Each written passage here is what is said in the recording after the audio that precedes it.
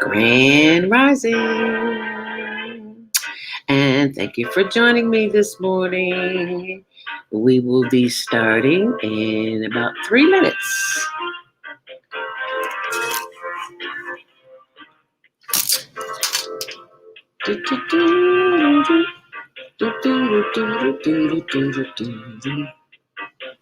And I'm just looking for my show promo here.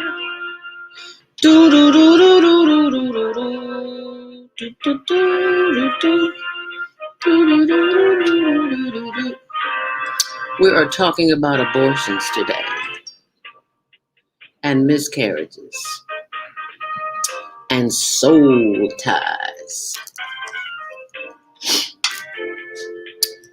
So, we've all got a story. What's your story? You know anybody that's had an abortion? Well, today we want to talk about that to eliminate some of the shame associated with that. Starting in 2 minutes.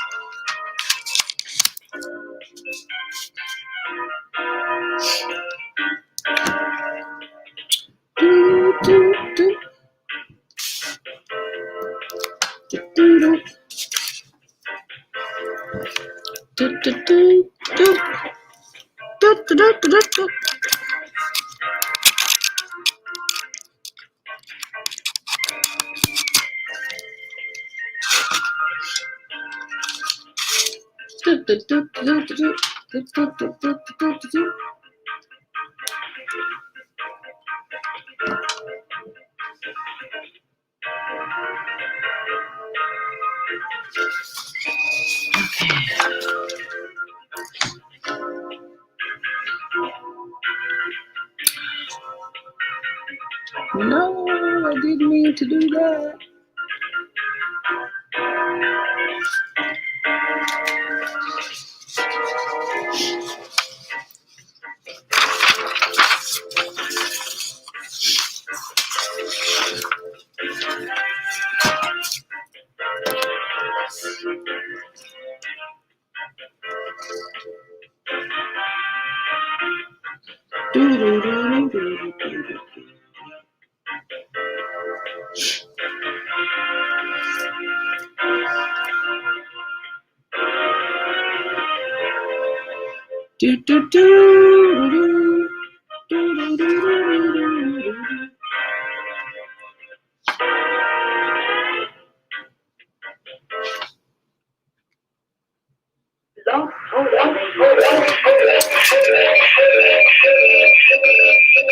Women have the power to transform this world.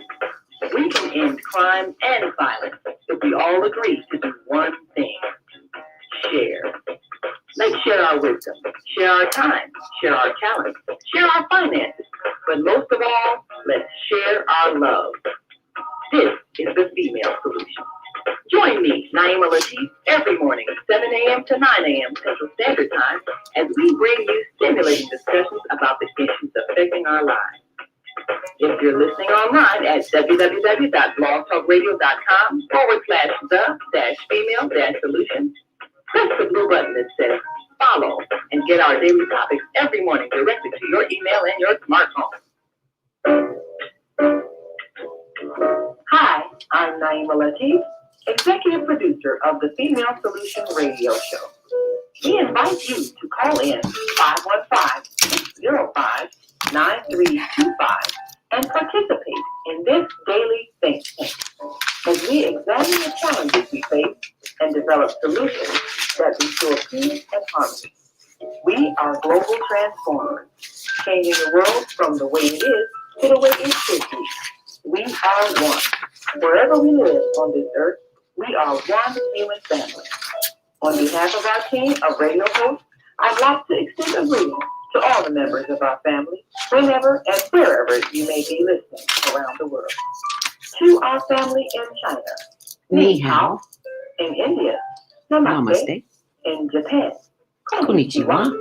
In Korea, annyeonghaseyo. In Annyeonghaseyo. Russia, здравствуйте. Здравствуйте. In Germany, guten Tag. Guten Tag. In Poland, Dzień dobry. Dzień dobry. In France, bonjour. Bonjour. Spain, hola.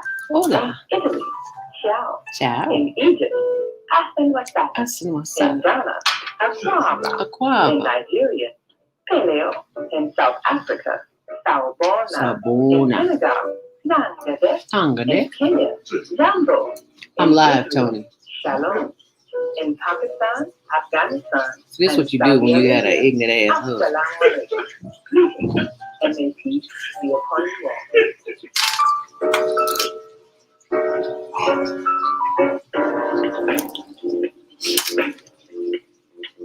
Is Monday morning a struggle to get out of bed into the swing of things? Well, don't worry, you are not alone. Join us for thought-provoking, stimulating, and mindful conversations on higher learning with those of faith for your Monday morning mindfulness session on Blog Talk Radio, the Female Solution. Monday, 7:30 until 9 a.m. Be sure and send your ideas, thoughts, comments, and suggestions. Also, if you'd like to be a guest on the show, visit SelvaSpeaks.com and send us your info. We'd love to have you. Experience mindfulness moments with the mindfulness/terrestrial coach, Selva Speaks. And thanks for sharing the mindfulness moments with us today. Stay on purpose, stay empowered. Stay tuned to the next session of mindfulness on higher learning with Selva Speaks. Make it a mindful day. Thanks for listening.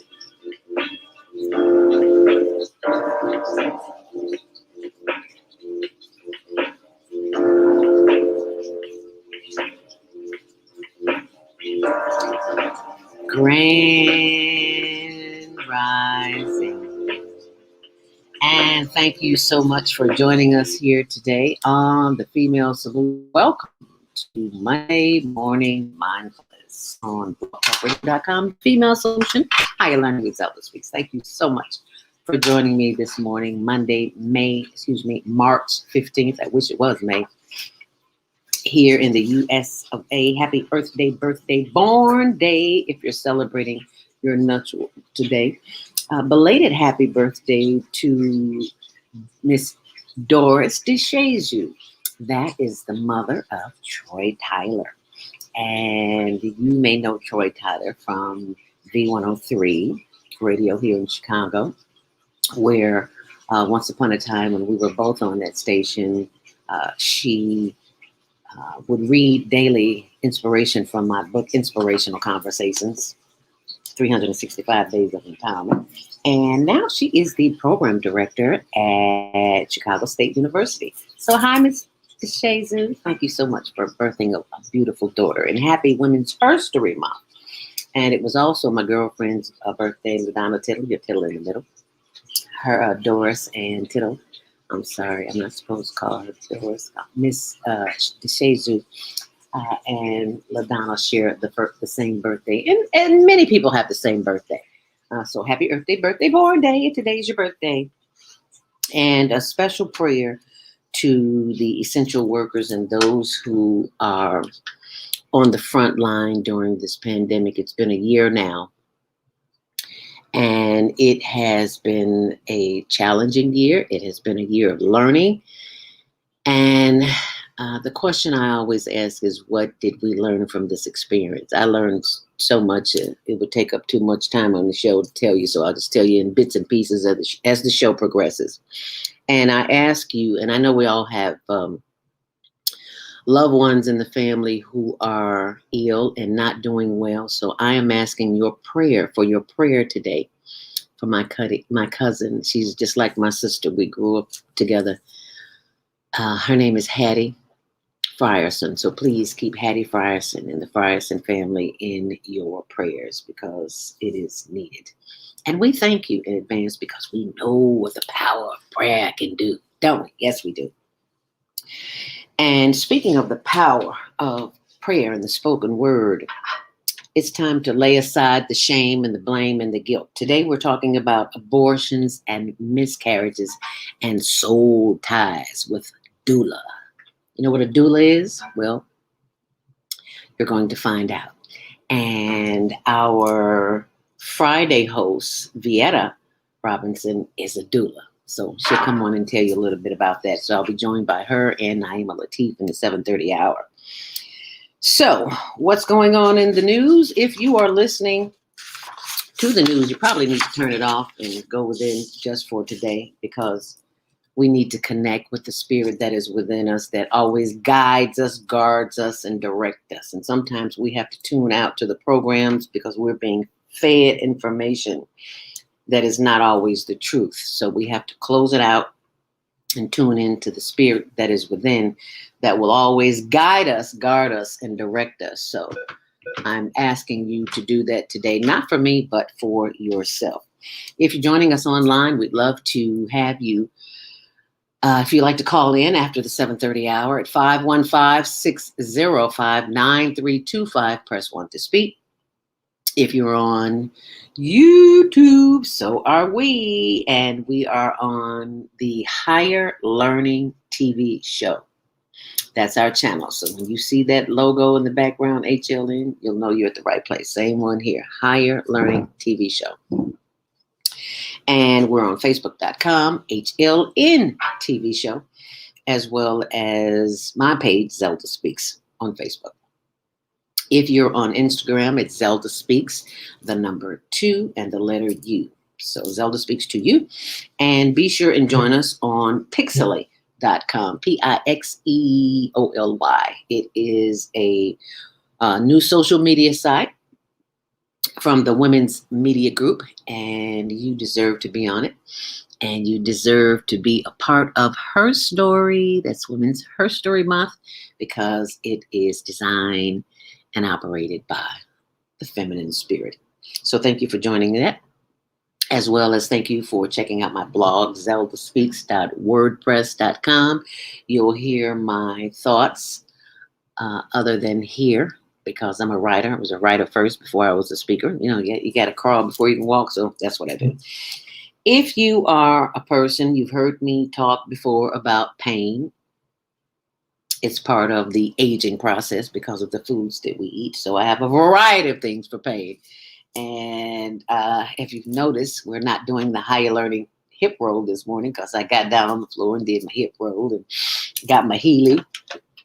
And you can go to my site and see all of that too. All of that information is available at zeldaspeaks.com, as well as for information on pain and inflammation of the joints and arthritis. That's at zelda.now.site. And I will include that information later. But if you are a person that appreciates food that is not plastic, that comes from the grocery store, anything outside of the vegetable fruit aisle, it's all processed. And that's why we have all these issues, because of the processed food we're eating. So now I've started a couple of months ago my garden in home, and as you can see, this is a result of some of it. So go to zeldarobinson.towergarden.com, and you'll see what's available for you and how you can have your own garden at home. So you'll know where your food comes from. So that's zeldarobinson.towergarden.com. And everybody who knows me knows I was a diabetic. So check out diabeticdonut.com, because we all know somebody who knows somebody who's a diabetic or on their way. Diabetes run in my family because of the food that we ate. My brother died from it. My sister passed from it. I'm like, oh, no, not good. Can't do that. So I have a drink called my diabetes detox. Apple, beet, cucumber, lemon, ginger, kale. Doesn't sound that great. Doesn't taste that great, but it sure feels good not to be a diabetic and have to get a limb cut off. Like they tried to cut my sister's legs off, and she was like, oh no, honey, I'm dying with these legs. And she did too. Anyway, long story short, take care of yourself, especially if you're going out today. And I have a doctor's appointment later, so it feels like 16 degrees outside. It is cold. Winter weather advisory. Feels like winter again. 1 to 3 inches of snow and rain today. Ugh, don't I wish I was in Hawaii, Florida, Jamaica, anywhere warm. Winds gusting up to 35 miles an hour. You can hear it out the window. Yep, that's why it feels like 16 degrees. Only in the mid 30s today, up to 37. No, as we take a look at traffic and weather, which is sponsored by Karen Kelly of itex.com, ITEX, which is for entrepreneurs and business owners. If you're not one, you're missing out. Where you can buy products and services that you use every single day. Everything that you can think of, you can get it at iTex, and it's available. And you get a $100 sign-up bonus just for signing up and using the promo code Zelda, Zelda. Thank you, Richard McGee, always giving thanks to the ancestors of radio. Rich McGee, Herb Kent, the cool gent. I know y'all miss Herb. I know I do, because there's nothing like a Sunday morning, a Saturday morning with Herb Kent. Anyway, he's on to greater. They're on to greater pastures. And speaking of pastures, there's no grass around here. It's just cold, and it's just traffic, and it's just a hot mess. Inbound on the Kennedy is 36 minutes. Outbound is 34, and the Eden's inbound 25, 21 outbound. As we take a look at the Eisenhower, it's tapping on the brakes from Mannheim in. It's 45 inbound, 41 on the reverse. On the Stevenson, 30 in, 27 on the reverse. On the Dan Ryan, 15 in and 14 out. On the Bishop Ford and Lakeshore Drive, it is 11 minutes in both directions. And at Jackson, northbound on Lakeshore Drive, there's an accident, so expect delay there. It is 7:13, time for your Monday morning mindfulness word of the day, taken from Inspirational Conversations with Shalom Israel, a.k.a. Zelda Speaks. It says, Zelda, why do you have two names? This is America. We can have as many names as we want to, because I never liked the name Zelda. I can appreciate it, but I never liked it. Because coming up as a child, it was a witch's name. Zelda, the Wicked Witch of the West. Well, when I was working at WGCI Gospel 1390, I was studying the Bible, and a Hebrew brother, Eliah Israel, said, you should get you a name out the Bible. And I opened up the Bible, and that's what spoke to me, so that's what I claim. Shalom. Peace. So that's what it means. As I read to you today from Volume 2 of Inspirational Conversations, March 15th, it says, you have been taking care of others for so long, you've forgotten how to take care of yourself first. There's something or someone inside of you just dying to get out. There's a poet, an author, a chef, an artiste of some kind. There's a teacher, an artiste, an executive director, a consultant, a speaker of some kind, just scratching her way to the surface. Yeah, I'm talking about you. While you're caring for others, remember to take care of yourself first. Your health and sanity can't be bought from the bargain store. Begin to do something daily that gives your life meaning, that makes you laugh. Remember the spirits of women who came before you, who have moved on to greater conquest. Draw upon the strength of a Harriet Tubman, a Sojourner Truth, a Shirley Chisholm, a Maya Angelou, a phenomenal woman, a Sarah Vaughan, a Cher, a Mary Jane, and a Aretha Franklin, a Michelle Obama, a Shaka Khan. Yes, you are every woman. So remember to put the better woman, that's you, make you first. Inspirational Conversations with Shalom with Israel, a.k.a. Zelda Speaks, available at zeldaspeaks.com. All proceeds benefit the Higher Learning Network TV show, Teen Talent Contest, which is coming up on not this Saturday, but next Saturday. There will be live voting for the Global Virtual Teen Talent Contest on Facebook, HLN TV show, and YouTube. Higher Learning TV show. So be sure and share that. And call in and encourage the young people who are simply phenomenal. These children are from all over the world. They're not children, they're young people. And I am just honored to be a facilitator of showcasing their talent to the world. So be sure and share this video to encourage some youth. So if you've got some youth who want to participate, they can always send us an email at hlntvshow@gmail.com. That's hlntvshow@gmail.com. And it is 7:15. You know what that means? It's 7:17. It's time for Monday morning mindfulness meditation. So get comfortable right where you are, wherever you are. If you can, feet flat on the floor. Nothing in your hand. Nothing stopping you from moving your body. If you need to do the higher learning hip roll first, that's fine too. Just move the body. Just move it. However it feels good to you to move it, that's how you move it. Real simple. But then what I want you to do is to close your eyes, because when you close your eyes, you tune out the external world and you go within and tap into your inner spirit, that which guides you, guards you, and directs you. You see, breathing is a form of worship. Worship to the Creator, worship to yourself, that you value yourself and what you bring to your outer environment. And just remember that the power is in your hands. You've got the power. You've had it all the time. Remember the Wicked Witch of Oz?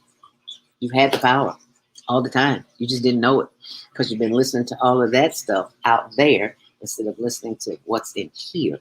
Heart, gut, never steer you wrong.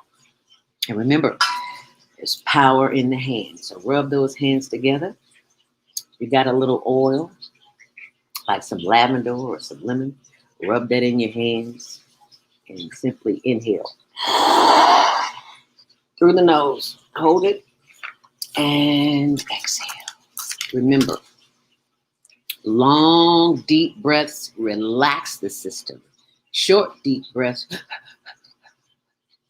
keep you in the fight or flight syndrome. You don't want to be there. You want to be relaxed. So you'll inhale to the count of 5. 1, 1,000, 2, 1,000, 3, 1,000, 4, 1,000, 5, 1,000. Hold it and exhale. So let's practice together. Inhale deeply. And exhale. Oh, feel that relaxation already. Can you hear the water in the background? Oh, so relaxing. Inhale once more. Sitting up straight. Hold it. And exhale. Oh, that feels so good. Let's do it one more time. Inhale deeply. Hold it. And exhale. Now, as you continue to breathe in and to breathe out, close your eyes. You should not be looking at me, but the inside of your eyelids as you inhale deeply. And exhale, giving power,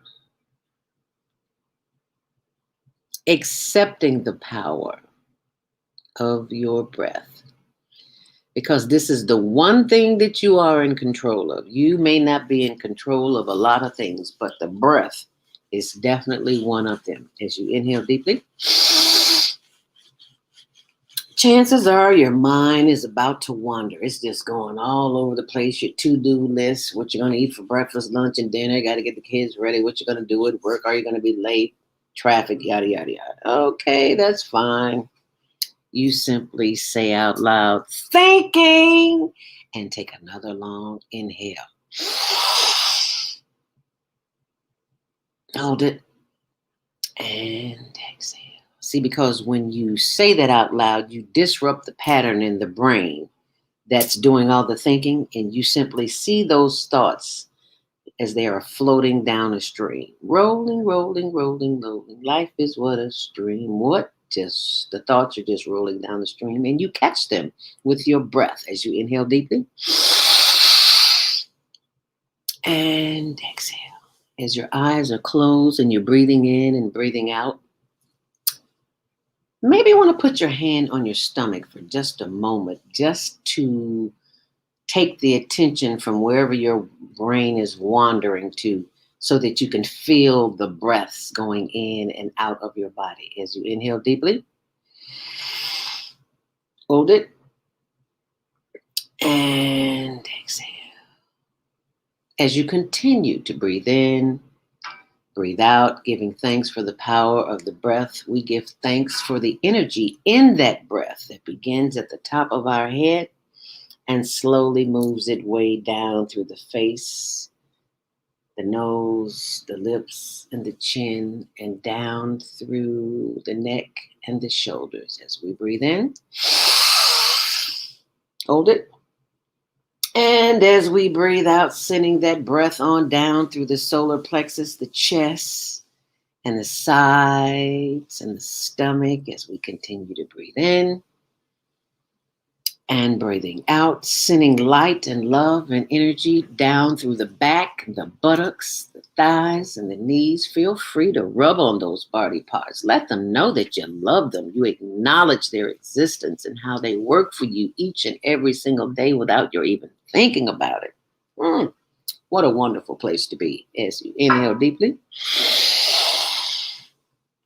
giving thanks for the knees. Oh, yes, those glorious knees. As we inhale and exhale, sending light and love and energy to those knees as we smile at each and every organ in the body. But let us continue sending light and love and energy through the power of the breath, on down through the legs and the ankles and the heel and the arch and the instep and the toes. Feel free to wiggle those toes as you send that energy back up through the toes, through the legs and the knees. We inhale, bringing more light and love and energy back up through the thighs, both inner and outer. Our lower extremities, the hips and the buttocks and the back and the sides as we breathe in. Sending that love and light and energy through the breath back up through the shoulders. Massaging the back of the shoulders where we hold all that tension all day long. We simply breathe in and breathe out, rubbing those shoulders and moving those fingers to the spine and up to the back of the neck, just rubbing and giving thanks for that vagus nerves that governs everything right there in the body. Oh, just rub it. Doesn't that feel good? Massage it. Yes. As we breathe in, sending the energy back up through the face and the forehead and the top of the head, we give thanks for the power of the breath, because we now know how to release the tension in our bodies by simply inhaling deeply, hold it, and exhale. Always breathing through the nose as we give thanks for the power of the breath, because someone somewhere is unable to breathe on their own. And look at you, breathing all on your own. May not seem like much now, but someone somewhere needs to breathe on their own, and they may have an oxygen tank or an inhaler. So be thankful for the power of the breath. And as you continue to breathe in and breathe out with your eyes closed, giving thanks for the great big old smile on your face that you've been blessed with. Yes. As you close your eyes, keep those eyes closed. You give thanks for the power of the breath, and you're smiling within, giving thanks for the smile. Giving thanks for the smile that is smiling inside of you that is smiling at your heart as you inhale deeply. Giving thanks for the liver and the lungs and the spleen and the spine. Say hi to them this morning and thank them with a great big smile. They can feel it. I promise you, your digestive system, the assimilation system, and the elimination system, they all thank you, especially if you can go to the bathroom on your own and you're not constipated. If you are constipated, it's never too late to get unconstipated. Get you some Nopalina or some sea moss. Or email me, hlntvshow at gmail.com, and we'll direct you in the right direction. Inhale deeply. Continue smiling to all of your woman parts, the parts of your body that are responsible for the formation of tissue and live energy in the womb that brings forth life. It's part of your history. And even if you don't give birth to children, that does not make you any less of a woman. And if you have had children in your womb that did not make it, give thanks for the power of the womb and that soul tie that still exists that we will discuss later on in the show with our doula. And forgive yourself and the spirit of that child that did not make it today for whatever reason. Stop blaming yourself. You are always at the right place at the right time, doing the right thing for that right moment. Now, inhale on that. Inhale deeply. And exhale. And say out loud, I forgive myself. Inhale deeply. Once more, say it out loud. I forgive myself. Inhale once more.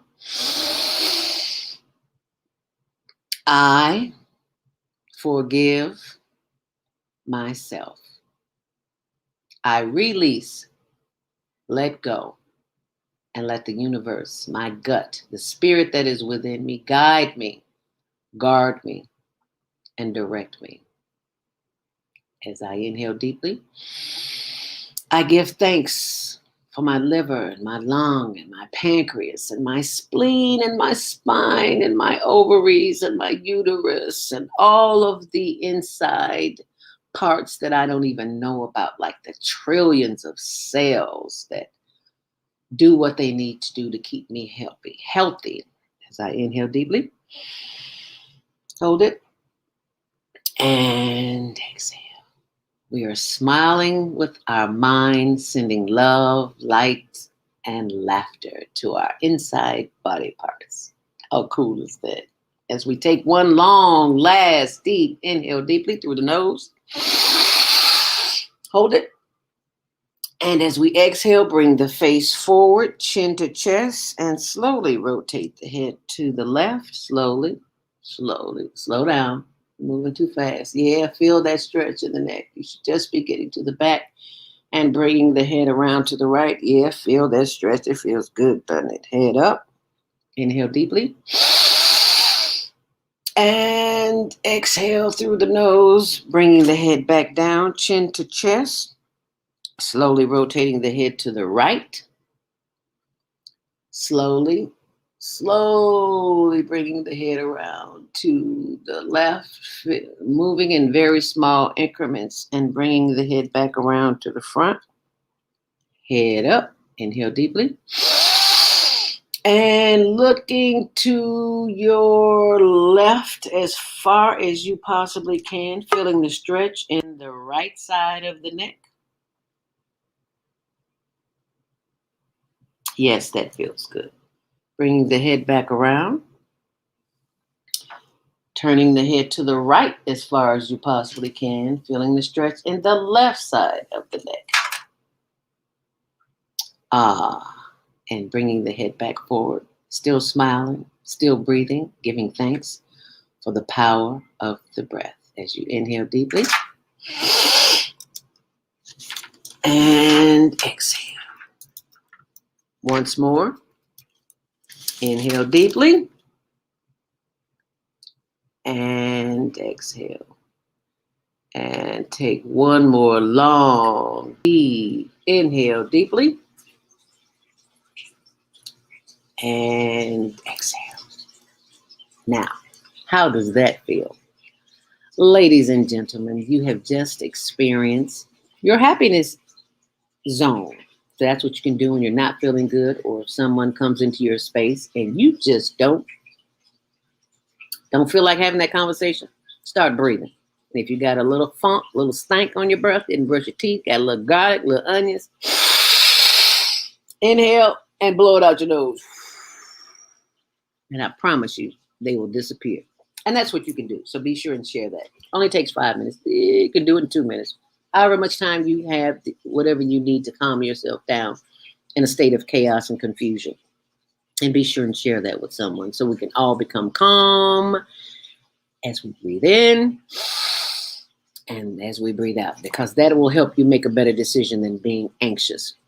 And I know you're anxious to get started with this show as we begin the questions. If you'd like to join in this morning, 515-605-9325, press 1 to speak. And when we come back after the commercial break, we're going to have Mary Shelton from North Carolina. She's going to be doing a first here on the Female Solution, and that is sign language for those who are hearing impaired. So be sure and tell somebody. Call them and tell them the Female Solution is on. You'll be glad you did. And thanks for listening. We have an opportunity to transform the whole global society in the next 50 years.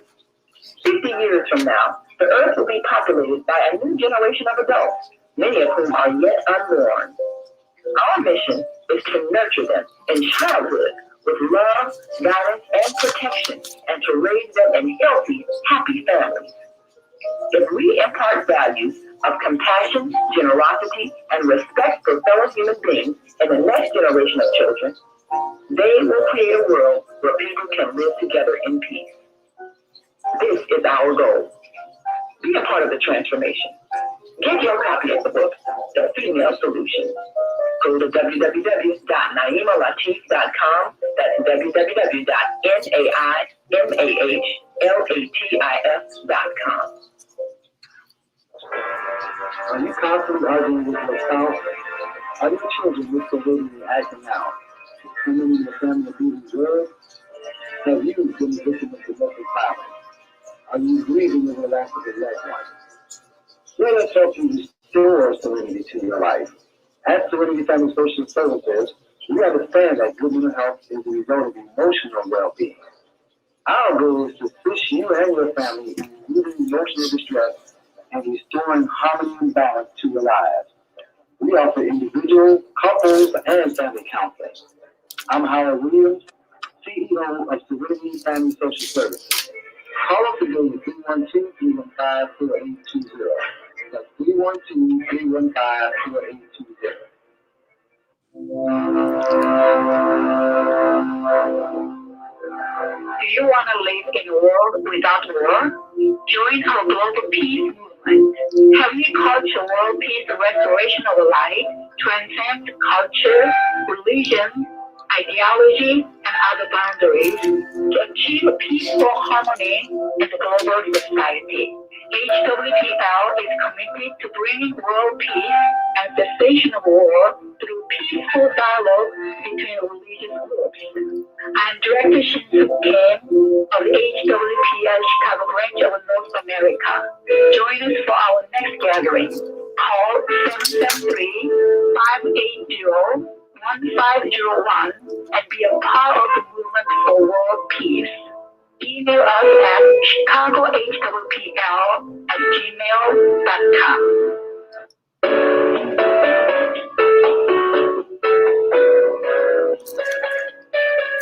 This is Minister Cynthia Marie Williams, Spiritual Counselor and Advisor. I invite you to a private meeting in the areas of business, health, finances, relationships. My introductory cost of $20. Please call because there is a higher power that can help me help you.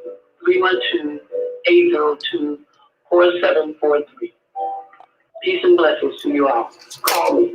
312-802-4743. Do you know about finances, family, health, job, relationships? Are you in pain? Do you feel stuck? If you answer yes to any of these questions, help is available. Don't worry, you're not alone. It's part of the human process. You only feel this way because you haven't mastered the voices in your head. No hype, just down to earth, solid, workable tools and techniques that you can practice daily. It's really food for the soul. Whether you want to learn how not to worry about anything, reverse type 2 diabetes, publish a book, promote your product or service, or just make extra money. To take advantage of the deal of the day, go to velvetspeaks.com or call 312-409-6619. Mention promo code for Female Solution and get free shipping. That's velvetspeaks.com or 312-409-6619. Stop worrying today. Visit velvetspeaks.com. Grand Rising.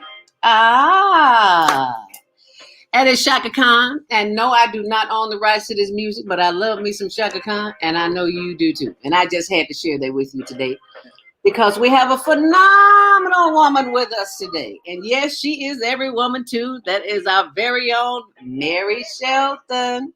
Anything you want done, baby, that's Mary. Good. Look how gorgeous this morning, girl.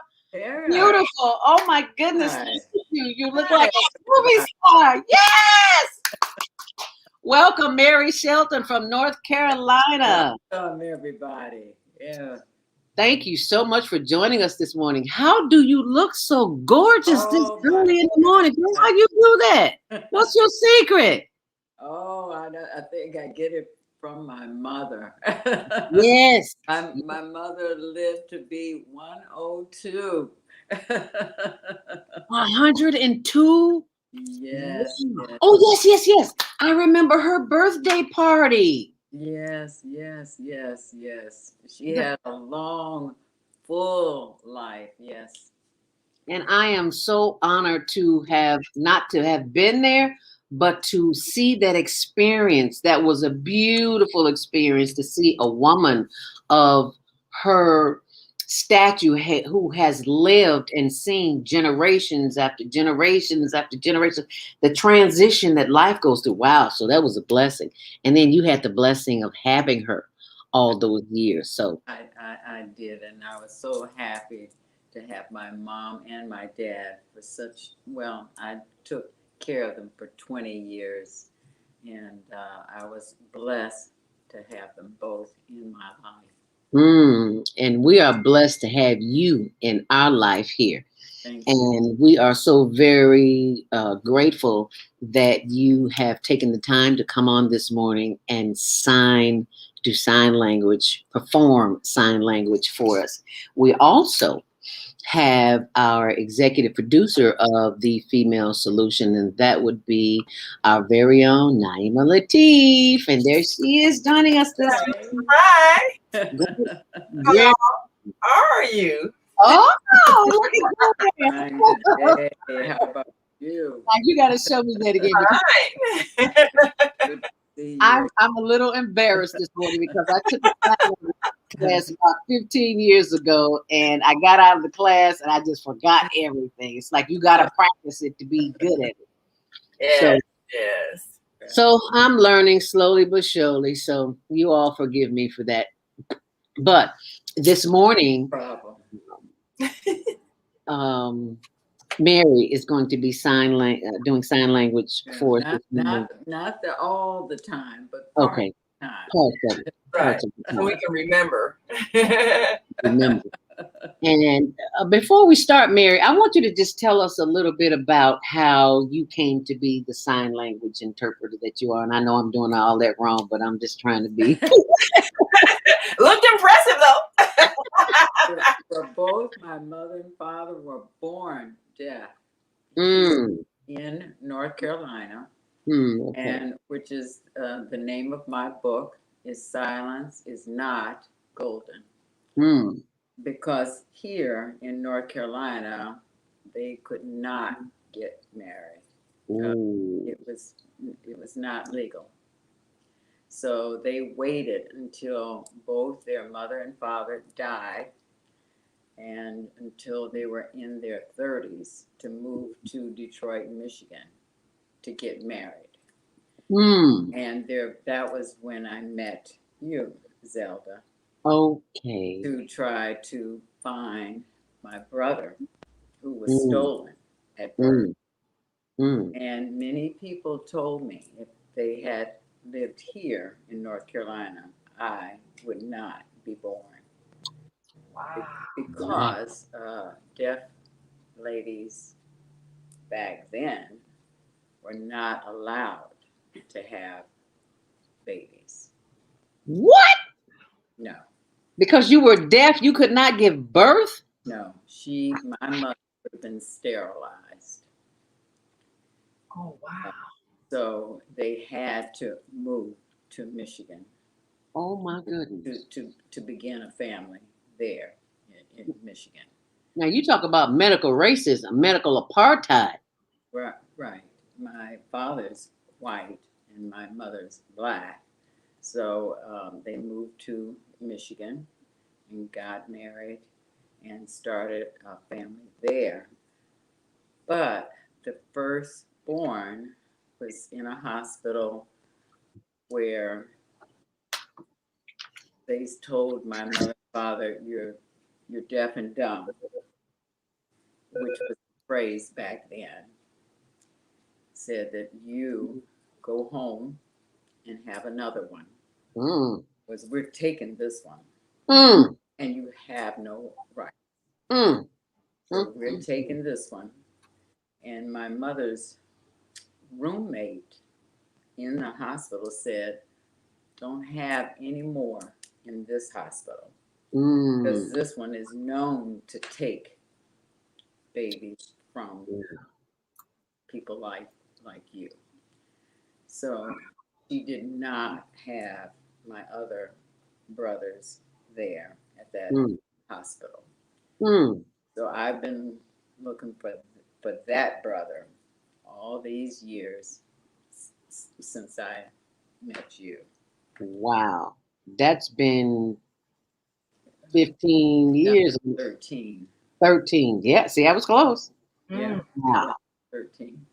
Is that hospital still in existence? Oh, no, they've torn it down. All the doctors are dead. And um, there's just, I did a DNA, test to try to find him. And the PI found 7 boy babies born on that day, but they've changed their names, and we don't know um, what happened. Wow. Oh, wow. So, but I'm here. That's what matters. That's what matters. I wonder if your Just brother even trying to knows. find my brother because my other 2 brothers are dead. My Mm, mother and father are dead. And I don't have a relationship with my only daughter. She divorced me when I divorced her father over 30 years ago, oh, Oh and wow. waiting for the Lord to fix that. mm, wow. Prayers are with you, my sister. I had no idea. Wow. I'm glad I did ask you that.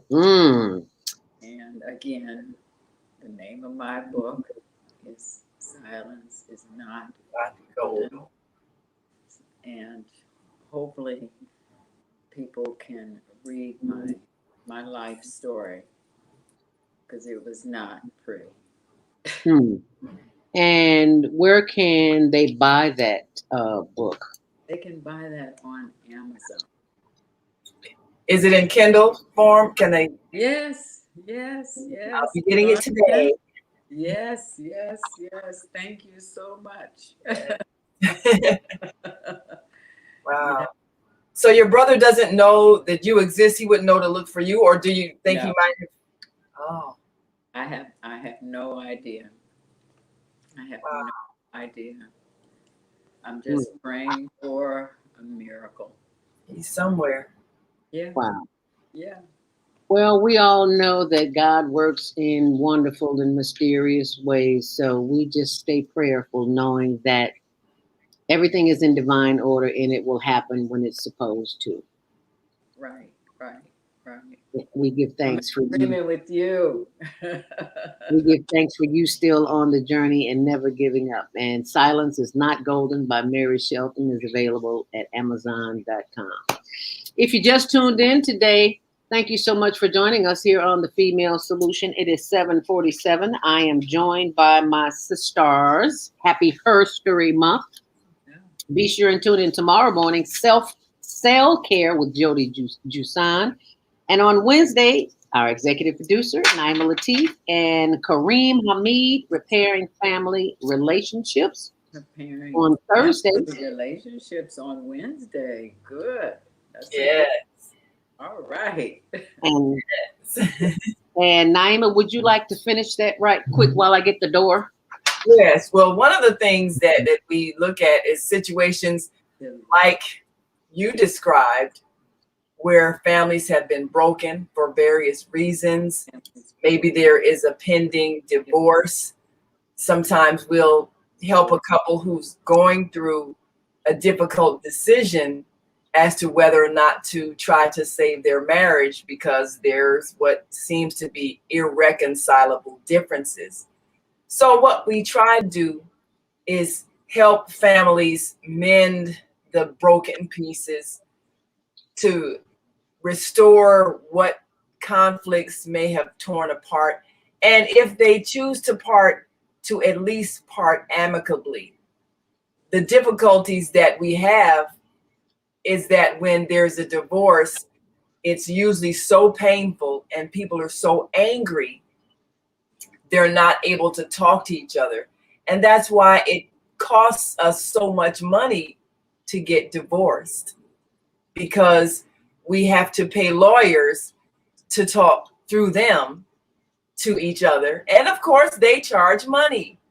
But if we could just agree that perhaps our union is over because we no longer have the compatibilities that we had that brought us together, and if we could agree to co-parent our children if they're still of minor age or still going through college or whatever the case may be, if we can just agree to work together, even though we're not still a married couple, then we could cut out that middleman, the middle people, the lawyers and the judges and all the people that get involved in our family relationship because we're too angry to talk to each other.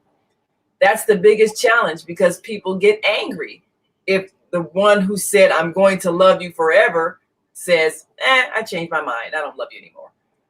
So if we can learn to not be angry when people grow apart, when people even find another love interest that best suits who they have become, if we can learn to let go and allow people to make those choices and still fulfill our obligation to our children to be their parents and their supporters throughout their lives, and we can maintain a friendship, then we don't create so much destruction in our families. It is a painful thing when our children don't understand that we need to part ways as a married couple, and they feel like someone needs to be at fault. Whose fault is it that you're divorcing? Well, that's why they came up with the no fault divorce. Sometimes it's nobody's fault. Sometimes you just have grown in different directions. And rather than hold each other to a point where you can't be who you are, You need to let each other go so you can let each other grow. And that's the most respectful way to handle it. If we can manage to have that level of maturity, then we can help our children accept the parting without the children feeling broken. Because when there's a divorce, children feel like they have been torn apart, especially when we try to make them take sides. I'm right, your father's wrong. I'm right, your mother's wrong. All of that. But our job on Wednesdays is to try to help families come to a peaceful conclusion to whatever the conflict is. Sometimes they can decide to stay together and work on the marriage. Sometimes they need to choose to part ways peacefully so that all involved can accept the decision and still remain friends. And friendship is it's everything in a relationship, no matter who you are. If you're not friends, it's not going to work. You have to be friends. You do. And sometimes people form romantic relationships with people and they're not friends. Right. They have maybe a passionate love life and all that, but they don't really like each other. So when that passion part is gone for whatever reason, there's nothing left. Right. And then they realize, I don't want to be with this person. I don't even like them. And then that's when it gets ugly, when there's a divorce, because then there's anger and all of that, jealousy, resentment, vengeance. But if you have a friendship, even if you choose not to be husband and wife, you can still be lifelong friends. And that's when your children don't feel as broken. They might feel regret because, they miss the family time. And I've known some divorced couples, they can still get together with maybe their new spouse and their ex-spouse's new spouse. And, things like your children's weddings and birthdays and graduations, you want to all be able to come together and nobody feel resentful. Oh, I can't invite mom because dad is coming with his new wife, or I can't invite dad because mom is coming with a new husband. You don't want to have that kind of drama. You want to have your family be able to be loving and friendly, even if your parents are no longer together as husband and wife. So that's our goal, to try to get adults to that point of adulthood where they can still be friends, even if a marriage ends. And if a marriage is in trouble, if we can help them learn how to work out the difficulty, they can stay together and then forgive whatever the conflict was. Because if you're gonna stay together, you gotta let it go. You can't keep bringing it up. Yeah, well, 5 years ago you cheated on me. 5 years ago you stole all the money out the bank account. You can't keep bringing it up. Let it go. Let it go and forgive so you can start anew. Yeah, because it's living in the past that will keep you in bondage. Absolutely. Thank you, Grand Rising Sister. Love your nature scene and feeling the positive energy. Yes, you're like, oh, my nature this morning. I'm loving it too. Thank you so much for coming. Beata Robinson will be with us shortly here. She's our official doula on the Female Solution. And that's the topic today, abortions and miscarriages with doulas and soul ties. And just as I said, that here she is joining us this morning, my sister of the microphone, our very own Beata in Florida. Thank you, my sister. Thank you for joining us this morning. You popped in right on time. Now, I was just listening to your signer's story. Oh my goodness, I can't wait to read that book. Yeah. Wow, what a story. Silent, not golden. Yeah, got to get that today. Yeah, that is some kind of story. It's like, wow, I never heard that one before. Oh, sorry about that. Little technical difficulties. There you go. Here we go. Can you tell us exactly what a doula is, as a doula yourself?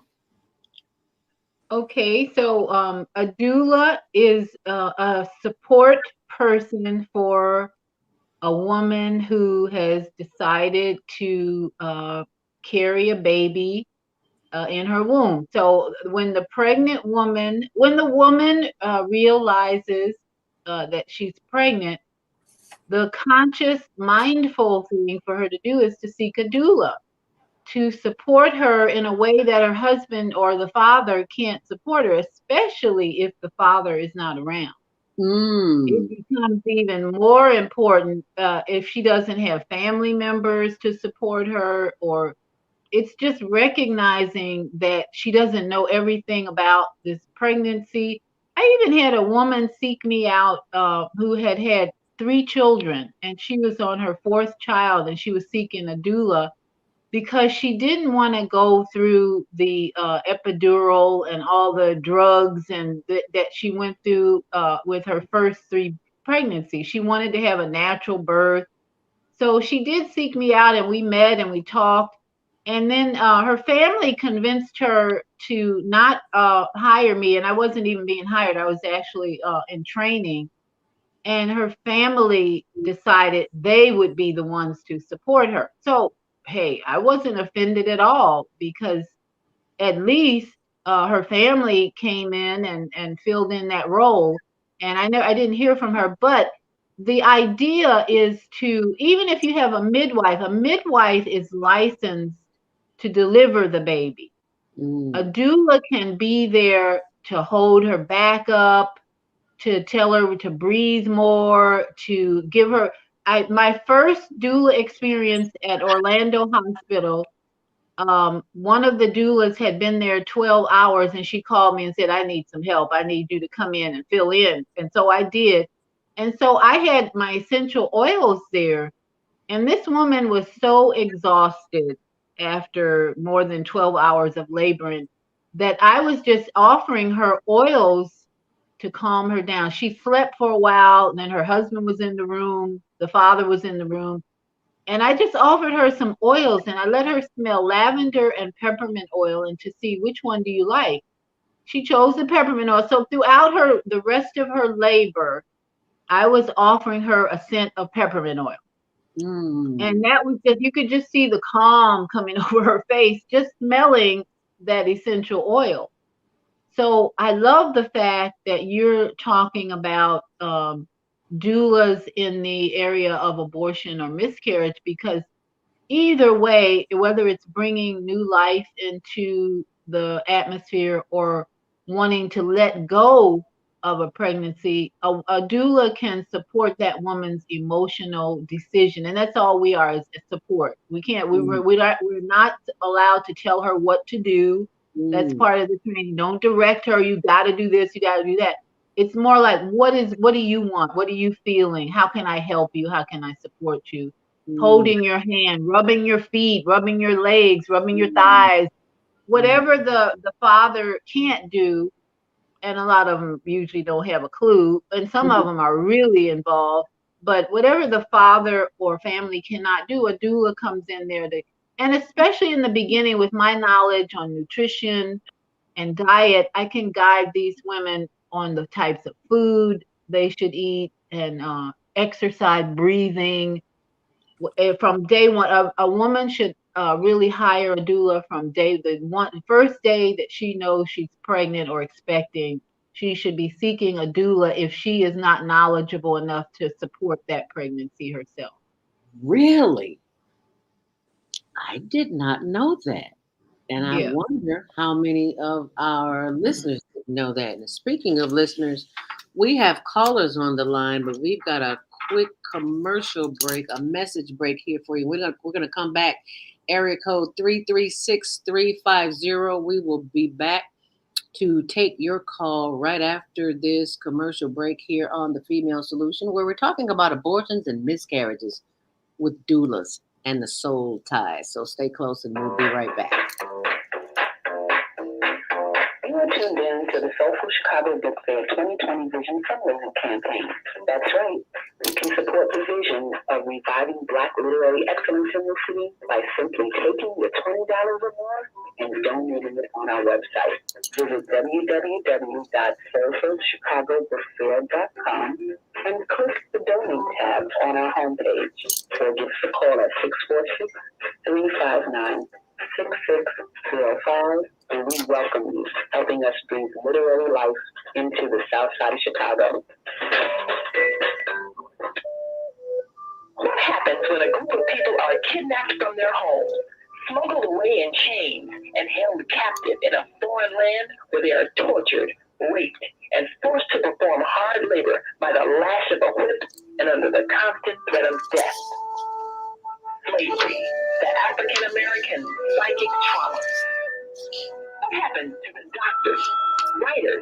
Scientists, builders, educators, and spiritual leaders from Africa's golden age. Who did they really capture and sell into slavery? Are all African Americans suffering from psychic trauma because of a conspiracy to hide their true identities? Do you have psychic trauma? Take the test on page 22 of the book and see.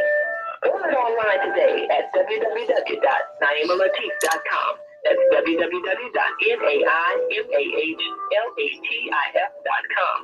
And get your personally autographed copy of the book, Slavery, the African American Psychic Trauma. Oh man, God sent the monthly sun bill today. This sunlight is really expensive, especially during this season. I'll probably have to work overtime to pay it. Well, you better pay it on time. We don't want the sun to go out and we're sitting up here all day in the dark. Wouldn't it be terrible if God charged us for sunlight? Well, thank God, the light and heat from the sun is free.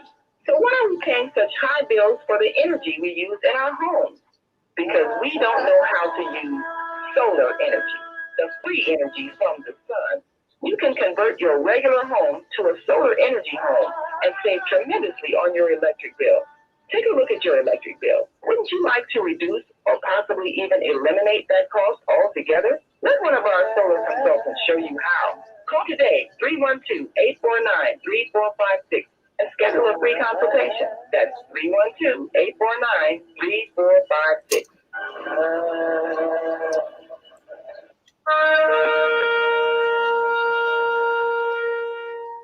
I'm Bianca, your holistic life coach.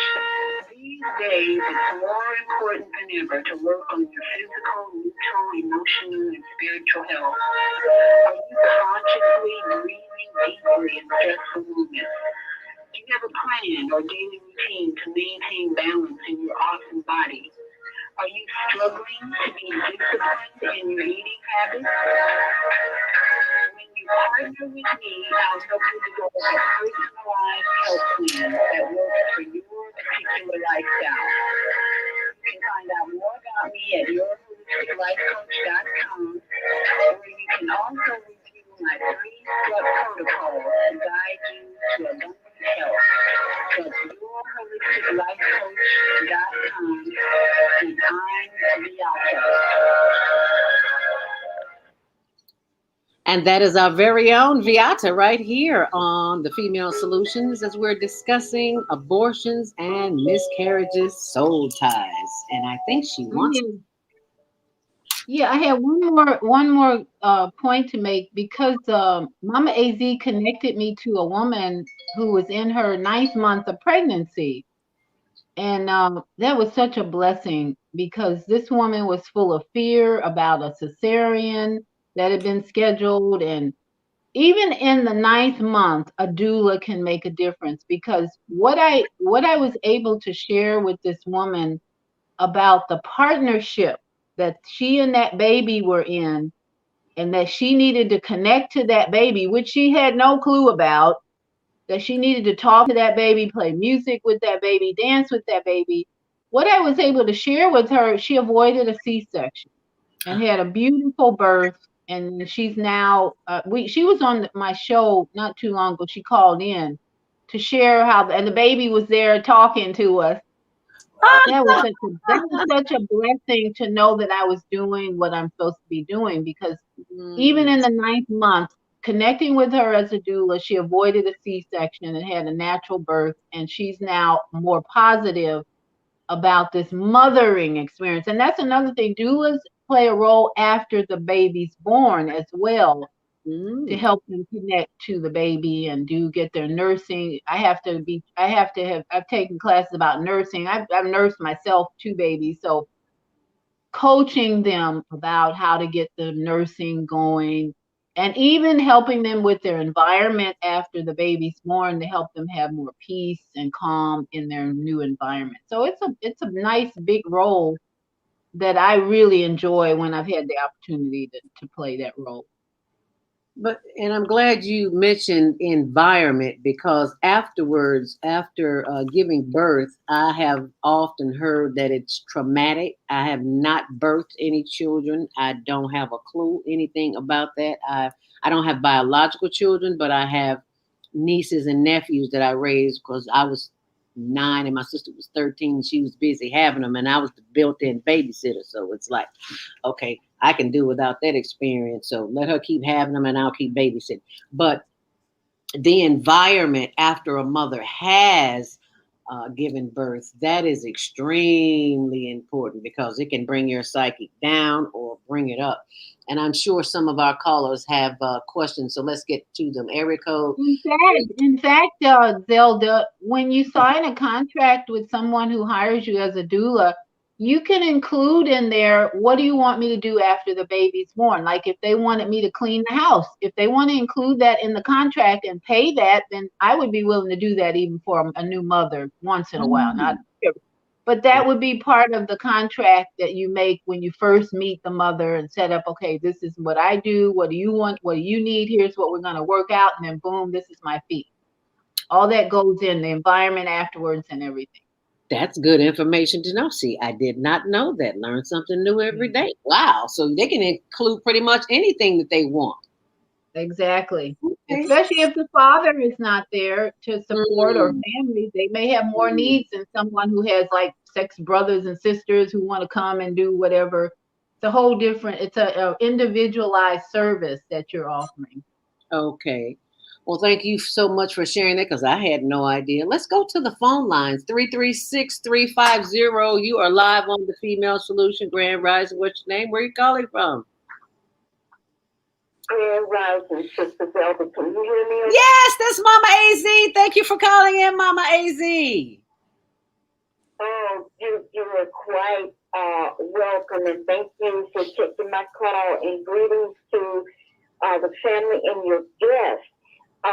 In the beginning, it was muffled, and I couldn't hear it. I'm going to have to go back because this is very interesting. Your guest name is Mary. How do you spell the last name? Shelton, Shelton. Mary Shelton. She's the author of Silence is Not Golden. Available at Amazon. It's a contraction. Okay. Is available. All right. All right. Shelton, Ton, right? Shelton. Yes, it's scrolling across the bottom of the screen. Isn't golden? Is it? All right. Is silence is not golden? Is that correct, man? Isn't. It's a contraction. Silence isn't golden. Life isn't golden. Okay, silence isn't golden. All right. I'm not sure of what part of North Carolina, sister, that you're in. I'm wondering, how close are you to Winston-Salem? How can what, Mama AZ? How close is Sister Mary to Winston-Salem, North Carolina? Oh, very close. I live in Fuquay-Varina, right outside of Raleigh, North Carolina. Okay. I was there for almost 40 years, from 79 to 2016. And there's a case that was tried by Rumble. He was a representative. I know you know who I'm talking about. There was another lady. She was sterilized. She did have a son, but what's the Planned Parenthood? I think it started. It was launched in Winston-Salem. It went so long. I have the information on film. But there's another woman. You look it up. Family. North Carolina is notorious. You're breaking up. You're breaking up. Well, she said North Carolina is notorious for sterilizing. For sterilizing. Is that what you're saying, Mama AZ? Because you're breaking up. Yes, ma'am. Yeah, they're notorious for sterilizing women. And isn't that where Planned Parenthood with the woman, what's your name? Isn't that where that started? I wish Brother Kwame chimed in. But anyway, you look this up. It's on record. They had a major case there of sterilization, and this sister is a sister. She went back, and I think she was able to have one son, and they sterilized her after that. But they did that a lot in North Carolina. And I didn't hear what you said. I believe that because doctors told me I would not be born if my mother remained here. Wow. Yes. This is deep, sister. I hope, because this is Women's Her Story Month, I really hope that you will connect with Dr. U, Sister Viata, because there's more that you must share with this planet. And this is very interesting. Today is a 5. And 5 basically represents change.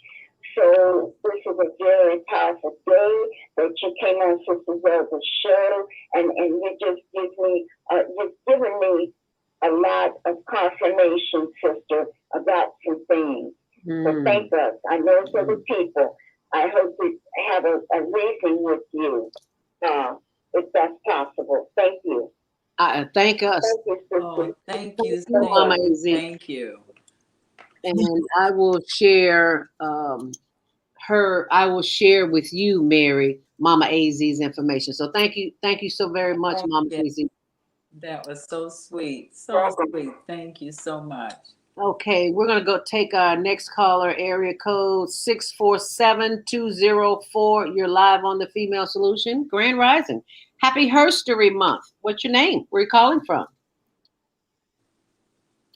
Good morning. This is Patrick. I'm calling from Toronto. How are you ladies doing this morning? Wonderful. Thank you so much for calling. Toronto, Canada? Yes. I have to ask, because I didn't know there was a Paris, Mississippi. Somebody called it from Paris one time. I'm like, "Ooh, Paris, France." She's like, "No, Paris, Mississippi." So I had to ask. So you're calling in from Toronto, Canada. Thank you so much for calling. Good. No problem. Interesting discussion. I think those are two. Well, first of all, there was a young lady who made some statements earlier about marriage that I actually agreed with. But I think, as far as marriage is concerned and divorce and that kind of thing, we have to. I think we need to step back like a people and try to figure out what is marriage, what is the purpose for it in this day and time, and so that we can go forward. I think if we're going to do marriage, and divorces should be the exception, not the rule. If it's the rule, then we should really step back and figure out what in the world we're doing. And as far as children are concerned, they didn't ask for all of it. So we have to get it right. Either we're going to do it or we're not, right? Just doing it and then getting divorced. Everybody, now we're starting to hear 60% divorce rate and all that. I mean, if it's not working, then we either need to do it or stop playing. Well, thank you. We just all live together and just fool around, or some people are going to get married.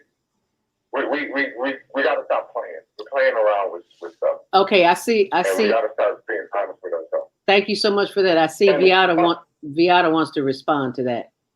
I respect his opinion, because that opinion comes from childhood programming and teaching about marriage and divorce. But after having such a peaceful divorce, and people telling me, well, God hates divorce, I started really thinking about, what is divorce? What's the purpose of it? And my belief is now that divorce is necessary sometimes, because we are here to learn lessons. If you make a choice, it's not a mistake, in my opinion, when you realize this person is not working out for me. It's an awakening. It's a consciousness raising when you realize, okay, this relationship's not working. So I need to make a choice. I need to make a change. I need to make an adjustment. It's not a bad thing, in my opinion, when you realize I need a divorce. Divorce is something that helps you make a separation from a situation you're in that's not comfortable, that's fearful, that you realize you made a choice that is not profiting you, you're not growing. All the things, that emotions that come up when you think I need a divorce, they're good because it helps us get in touch with our humanness, who we are. These are natural things. It's not just like you said earlier. We did earlier a forgiveness a mantra this morning. Zelda, you were leading us in forgive. I was laying in bed going through the forgiveness with you. I forgive myself. Too many people go through unforgiveness all of their life, thinking I made a bad mistake because I divorced my husband, or I made a bad mistake because I had an abortion. I made a bad, well, it's part of the human experience. And then our sister here, Mary, is writing about her experience. It wasn't all comfortable. It wasn't all roses and praises and laughter, but we are meant to be here on this planet to have a human experience, and that includes divorce sometimes. So I say, don't beat up on yourself about not getting it right because you didn't stay in the marriage all your life. Till death do you part. Okay, that's another one. Till death do you part is like an emotional statement. You're dead emotionally in a relationship, and it's time to part. It's not until your soul leaves your body that you have to be in this marriage. It's until you realize there's no life, no vitality here in this relationship. So it's time for me to go. That's a beautiful thing when people can realize that and make changes for the better, in my opinion. Yeah, and I agree with you. I'm not disagreeing with you. That's not my disagreement. My thing is that is this what we want as a race? I'm not saying that divorced people shouldn't get divorced. Maybe a lot of people like myself shouldn't have gotten married. But I think we have to ask ourselves, is this what we want? And is this what we want for the next generation? Yes, we can all get divorced and married. Married and divorced within 5 years. We can all do that. And it'll be fine, but it has consequences. Right? So we just need to really figure out what exactly are we doing with this. Nothing wrong with divorce. Most people have gone through it. Nothing wrong with people making a decision for divorce, but maybe we need to think about maybe a way we can do things so that there won't be as much of a need for it. Maybe that's education in school. Maybe we can teach. How many of us have received any kind of training on how to actually find a mate for us?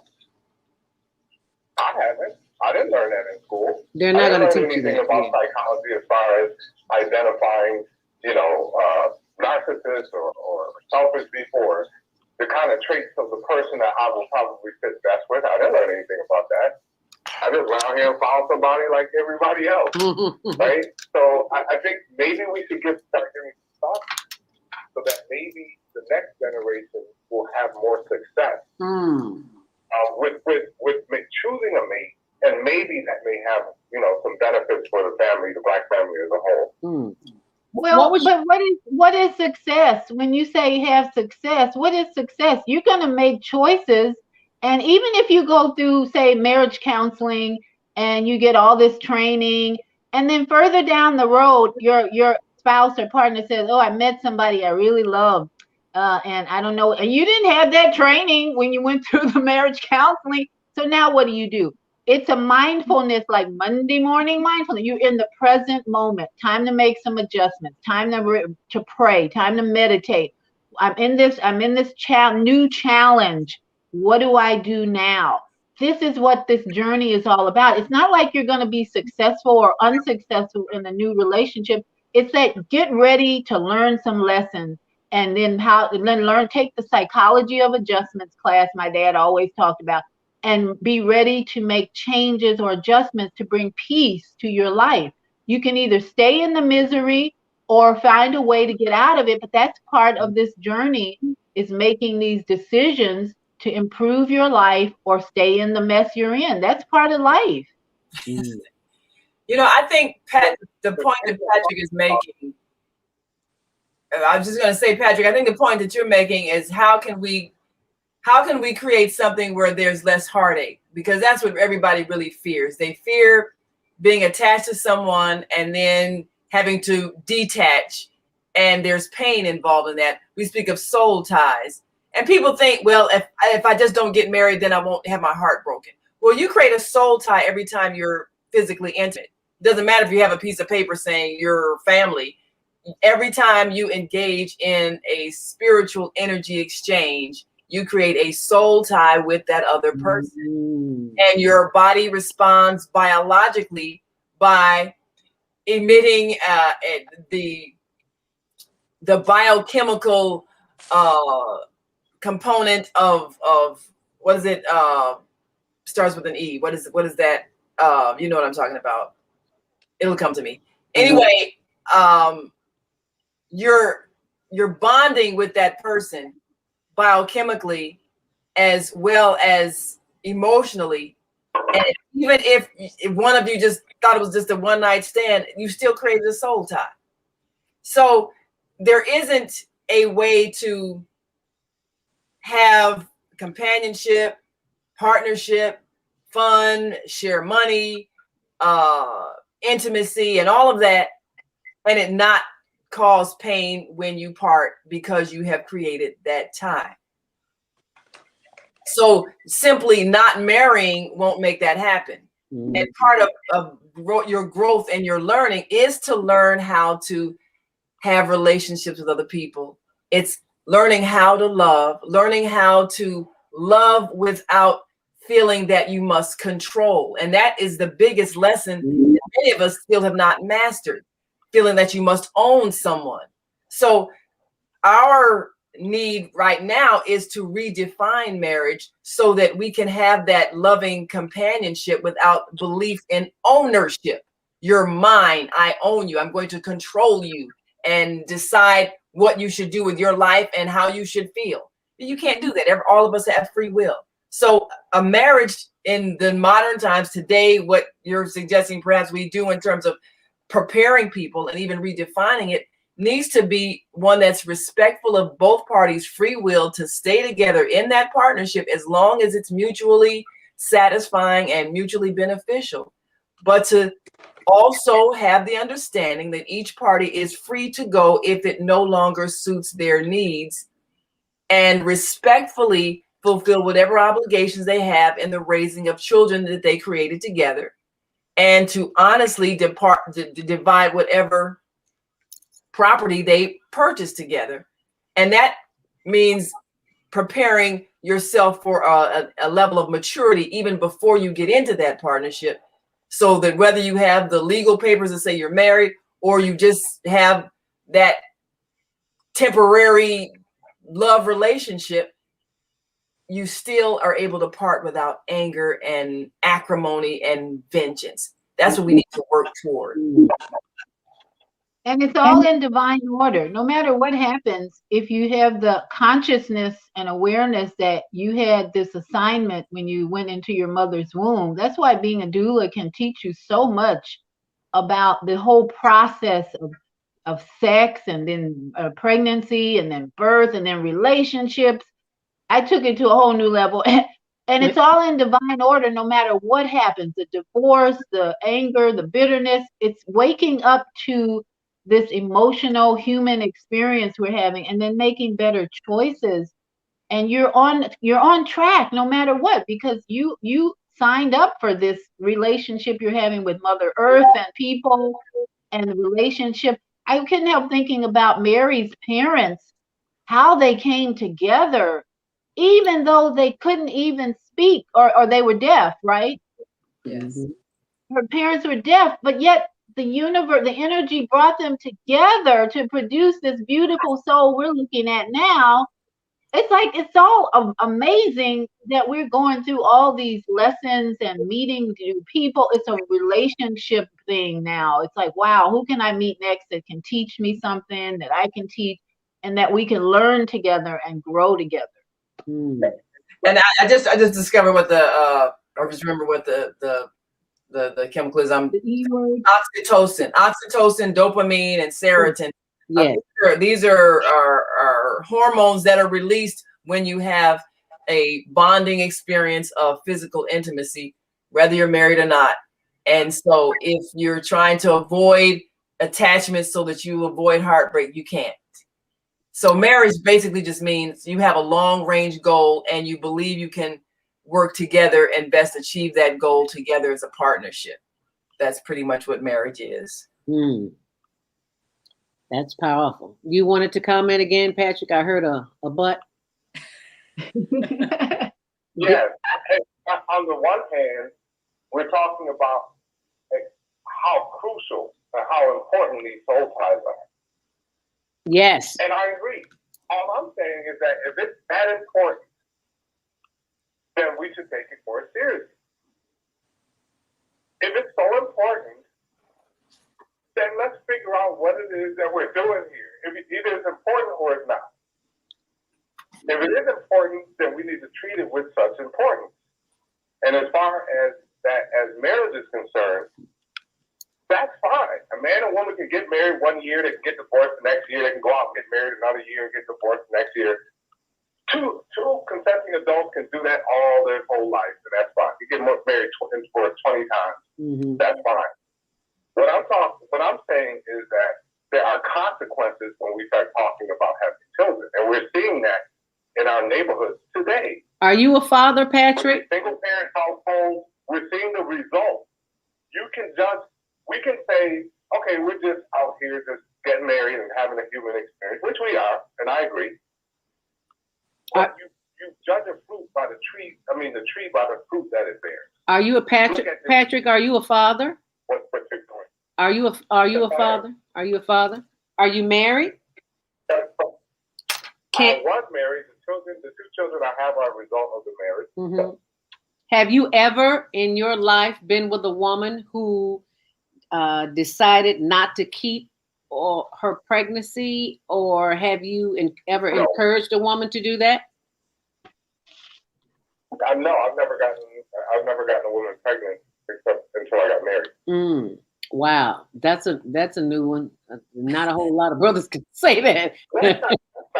That used to be the norm, now it's the exception, unfortunately. That just shows his parents trained him well to have that beautiful attitude about family and marriage and children. I really respect his point of view because he's taking, like he says, take this seriously. I would use another word, sacred. Too many of our children, young adults, don't look at the body as sacred, so they're jumping in bed with anybody and they don't look at sex as sacred.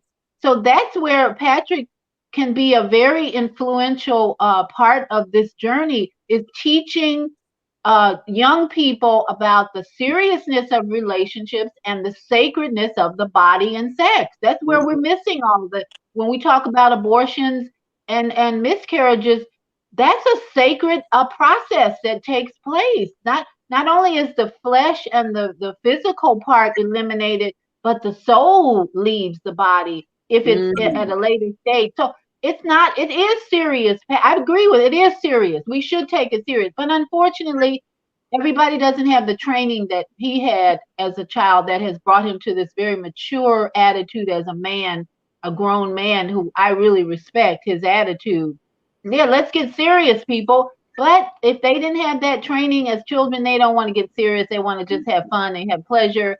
So we got to deal with everybody where they are, each individual where they are, and help them along, coach them. That's what we are here for in Female Solution. Coach these young men along, the women too, whether it's abortion and miscarriages. Take it seriously, yes. And teach them about sacredness and relationship harmony and all the things we're talking about. Well, thank you so very much for calling and sharing that, Patrick from Canada. We appreciate you. We always appreciate a man's opinion on the female solution because we appreciate the male energy as well as the feminine energy. So thank you so much for calling, and please continue to call in. And just for your information, Zelda, there's no other Toronto in the United States. When you said that, I put it in my map. I thought, wonder GPS. Let me see. Is there no Toronto other than Canada? Paris, Mississippi. Paris, when the lady called in and said she was from Paris, that threw me for a loop because I knew she I was know. coming. She I said know. Paris, Mississippi, I fell out. Yeah, that's funny. Well, So there's we're good on. Egypt. Just so I think it's in there. Memphis and Egypt. So Yes. yeah. So somebody Yes. called Memphis could be Egyptian. You know. Yeah. Ask. That's right.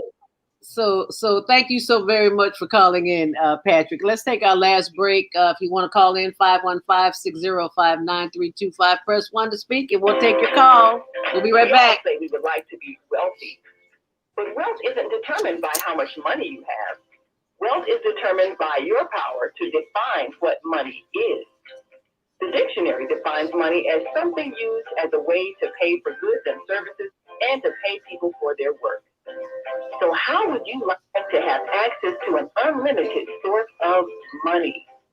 Money that is not taxed by the government. Money that increases as you share the opportunity with others.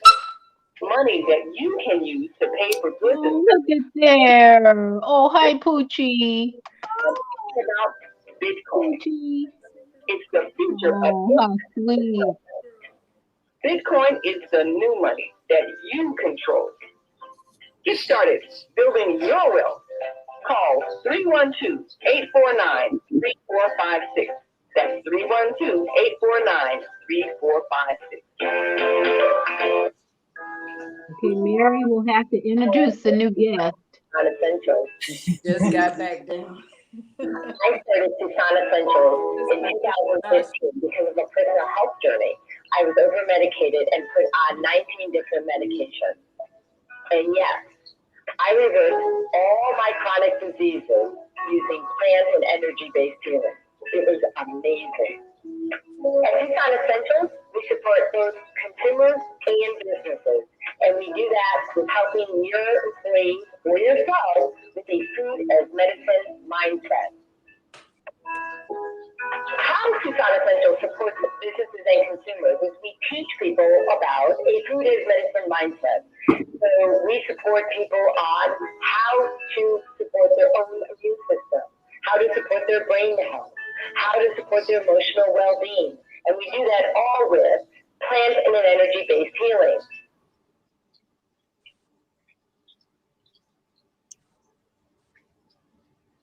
With a Place of Peace pop-up from Tucson Essentials, we were able to increase productivity, mental acuity, leaving you with higher energy and peace in just 20 minutes. We pop up at our office or yours.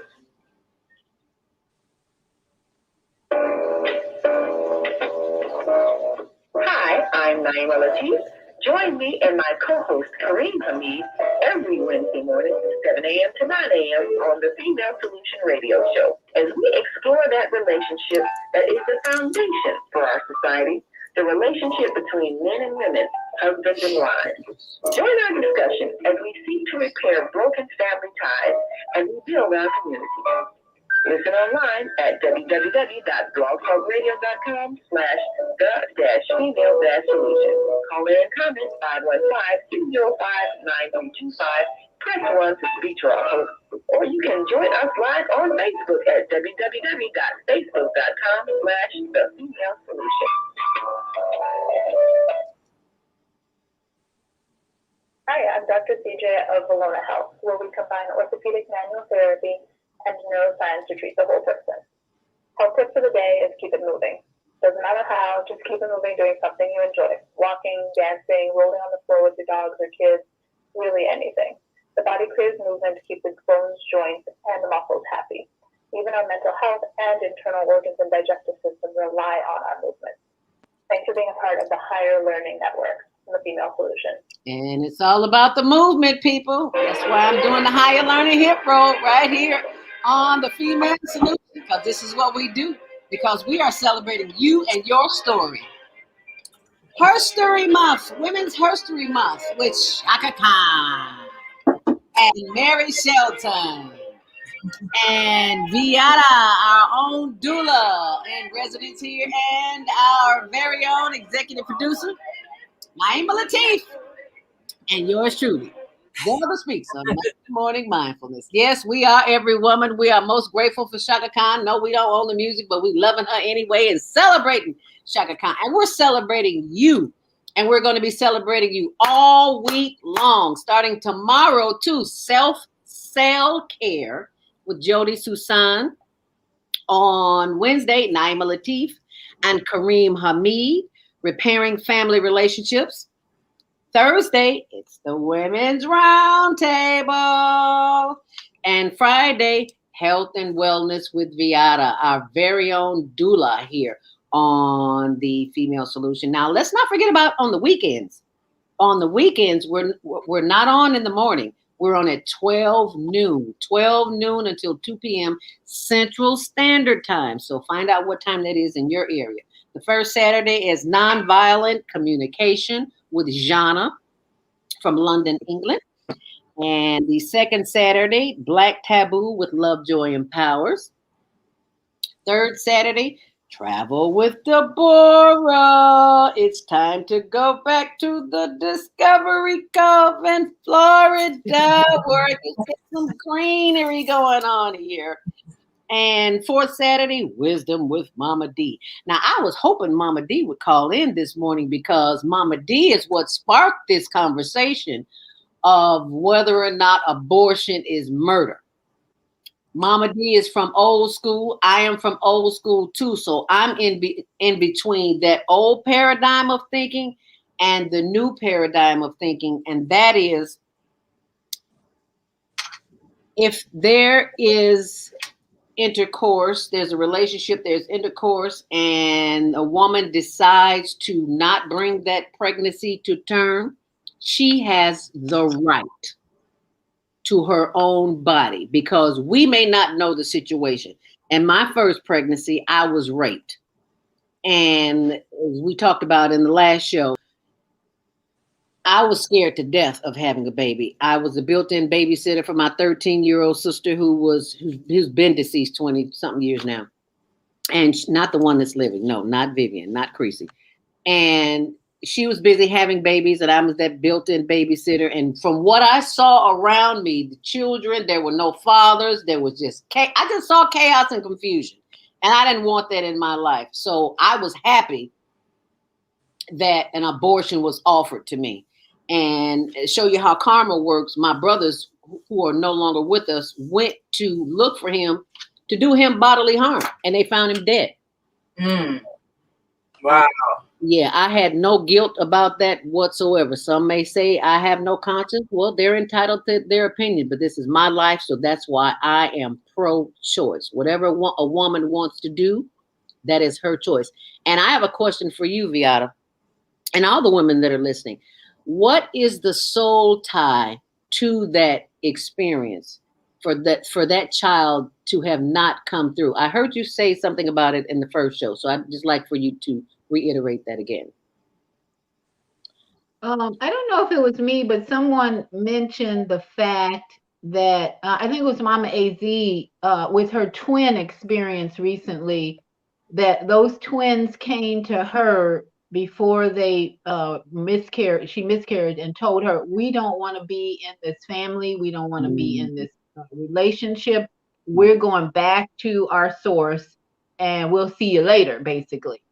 So I think that must ring true to a lot of souls where the mother decides she doesn't want to continue the pregnancy. But I was going to say, when I was listening to your story, we all have a story. There are a lot of women who were raped and decided to go to deliver that baby, and the children have a powerful testimony as adults because their mother chose not to abort them. Either way, we can go back to the fact, I think, that was a divine assignment. That mother knew she was in a starseed position before she came into her mother. She was going to have a journey to choose abortion. Good, you had that experience.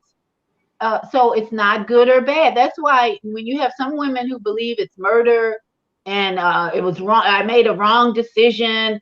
Nah, not necessarily, because we're all here to grow. And you actually agreed to do this before you came into this existence on Mother Earth. So it's really not bad at all. You really agreed to have this whole experience so that you could share that today with us, Zelda, your experience on emotions behind abortion, events around abortion that cause us to choose that option. I think it should be an option as well. My grandmother used all kinds of in 1920s. My dad told me back then women were using coat hangers, bleach. They Mm-hmm. were using whatever they could. They were poor. They used whatever they could to end that pregnancy. In fact, my dad's mother tried to get rid of him when she was pregnant with him, and he was born weighing 10 pounds. So Whoa. no matter what our human decision is, sometimes there's a divine override. My mother wanted to abort me. She told me before she passed because she didn't want another child, but here I am. So there's a divine override that takes place if you're Mm-hmm. meant to be here. So you can go ahead and make all your human decisions, but in the end, the universe and the creator is going to overrule what was meant to be. So why not just relax in every decision and make the best of it and teach and share your testimony? Because those women or men who were survived an abortion, they're now giving their testimony on what their life was meant to be since they survived that experience. Mm. Wow. Oh, that's powerful. Mary, thank you so much for using sign language this morning for our hearing impaired. We greatly appreciate that. I've always, even when I was, well, still producing the Higher Learning Network TV show, which you'll see this on, which airs Tuesdays at 6, Wednesdays at 1 on Channel 19, my instructor, my sign language instructor was on, and he had to go away. So it was always in the back of my mind to have someone on the show. And then here you are. Hallelujah. Let's go back to the phone line. Yes, we appreciate you, my sister. 336-350. I think that's Mama D. I'm not Mama D. Mama AZ wants to chime in again. Mama AZ. 336-350. Yes, I went, the ancestors brought me to North Carolina and in '79, and to this very moment, that experience of being there and gathering information, the people that I was involved with, this is where I learned conclusively, and I give thanks again to Minister Cynthia Marie Williams for just kind of bringing me out of the closet, meaning giving me courage enough to talk about this. We have agreements before we come to this planet, and I used to think abortion was, oh God, I don't think so now. I mean, I know not now. Like my nephew and my little niece said, hey, Robbie, we got to get out of here because this family is not suitable for our mission, you see. And then I was sitting at the fire in North Carolina, at the cabin. And I'm like, what? So to make a long story short, family, do your research. It took me a long time to get that wrapped around my head. Why would I choose a mother who drank and it produced alcohol fetal syndrome? I was angry for a long time. I love my mother. Whatever she did not abort me, family. And I am here today to reconnect with all of you and then some on the line to experience these things. It's an experience. We decide what we're going to do, if we're going to murder people, whatever. This school here is a teacher. This boot camp. Planet Earth family is a boot camp. There are many souls that are waiting just to get here because this place is so challenging, you see. So that's another story. I appreciate it. You used a very interesting word, Mama AZ. You used a very interesting word. You said murder. That's a very interesting word. Why did you choose the word murder? Because many people say you're murdering the babies, you're murdering. You know, it is not. That's just my opinion. Okay, over the research, and I give thanks to all of those Caucasian people there in North Carolina and South Carolina and Virginia, who really gave me some lessons, food for thought. You see, the first meditation group that I went, there were only 2 other people that looked like me that rose in that group in the beginning, and that was the Winfrey, relation to Oprah Winfrey. Okay, there were doctors there in Winston-Salem, North Carolina, and after that, no one in my circle looked like me. They were all Caucasian. And I learned, family. I learned. And this is why this female solution and what we are doing, especially Dr. Lateef, you know, we are coming up to the platform. You know, being in North Carolina, the Bible Belt, I experienced a heck of a with the people at the churches, even in Florida. One of the biggest churches, my husband. And, you know, they said I was demonized. And you know what? That word murder, Zelda, is just the language of anti-abortionists. You could use murder in so many contexts that it would stir up what? Emotions, right? So when you ask that, that's a really interesting question. Why murder? Because that's what the anti-abortionists or the anti-abortionists have developed that language to relate it to the same choice that someone makes to take a life, an adult life. I look at murder more in the adult to adult confrontation rather than mom to baby confrontation. But how many times have we heard that that word used in this context so that it's almost intentional by anti-abortion. Uh-oh, we lost Zelda. She'll be back. It's almost intentional by anti-abortionists to stir up emotions, to try and control people not to do that. You know, it's like that we were talking about the campaign, marketing campaign that this whole Corona adventure has been on. Promote fear, murder. Oh my goodness, murder. So maybe we can motivate people who are murdering their babies in the womb to stop it, right? So, because you could use another word, terminate, eliminate, there's expulsion. I was looking to terminate. There's so many words you could use to describe that process of ending that growth in the womb, right? But murder stirs up emotions, doesn't it? Oh my goodness, we don't want to think about murder.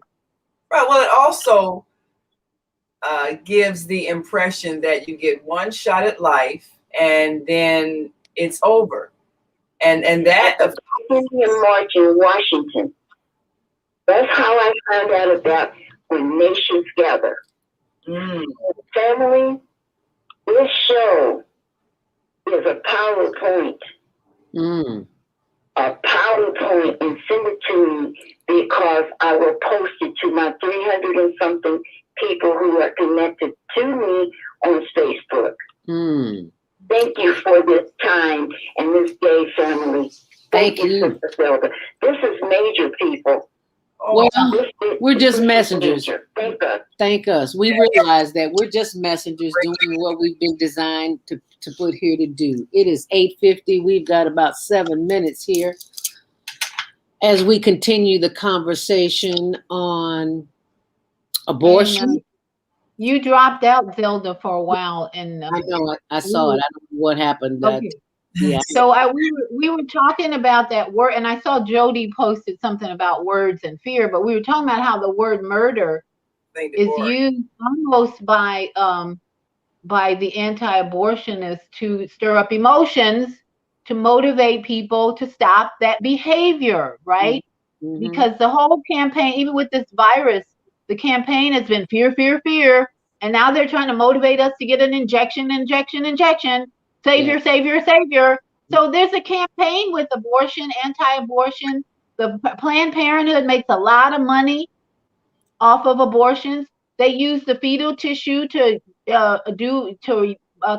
make these vaccines. So And it's a business. It's a business. So yeah, murder sounds really emotion, stirring up a lot of emotion there, and then fear.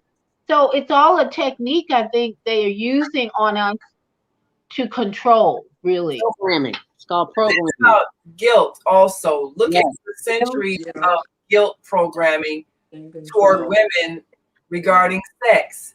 So all of these things have to be removed. We have to remove the guilt, shame, fear surrounding sexuality. We have to, as you said, see it as the sacredness as it is. You're creating a soul tie. Both male and female need to reverence the bodies that they are combining with, that they are connecting to. And we need to realize we're creating an energetic opening for a soul to enter the physical realm. That's what this act does. So if we know that we're not intending to create that opening and that opportunity, then we should make a decision not to engage in that act. Now, in fact, every birth is a very much pre-planned decision by both the mother, the father, and the child. But people change their minds. Just like Mama's AZ said, the twins have said, you know, we were going to come here, but they're not ready and we don't want to come in this environment. We change our mind. We're leaving. And when we see stillbirths, miscarriages, all kinds of things, the soul can change their mind. Inside, this is not a good time for me. Sometimes the soul can realize that the mother isn't ready. And so if she makes an abortion, well, that soul can come again through that mother at another time or come through somebody else if they want a specific life experience. So the idea of murder is a mistaken belief that if you don't live inside this body in this one time, you never get another life choice, when in fact you're already an eternal being choosing many different life experiences. As long as we're not allowed to know that, then we're going to use words like murder and use words that create guilt and shame and fear, instead of having a holistic understanding of life and all of the people involved, all of the beings involved, all the souls involved in that choice for that child to come through two people to come through a physical experience. Well, let's look at the consequences though. There have been millions of Black babies in particular aborted that have caused the results are the Black population has been reduced by all these abortions. And now we're looking at Latino population increasing.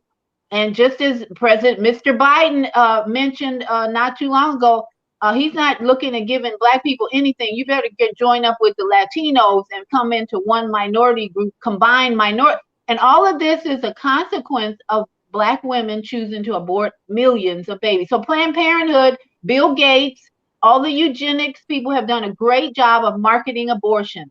Yes, they And have. the result is now our population is reduced in the Black community.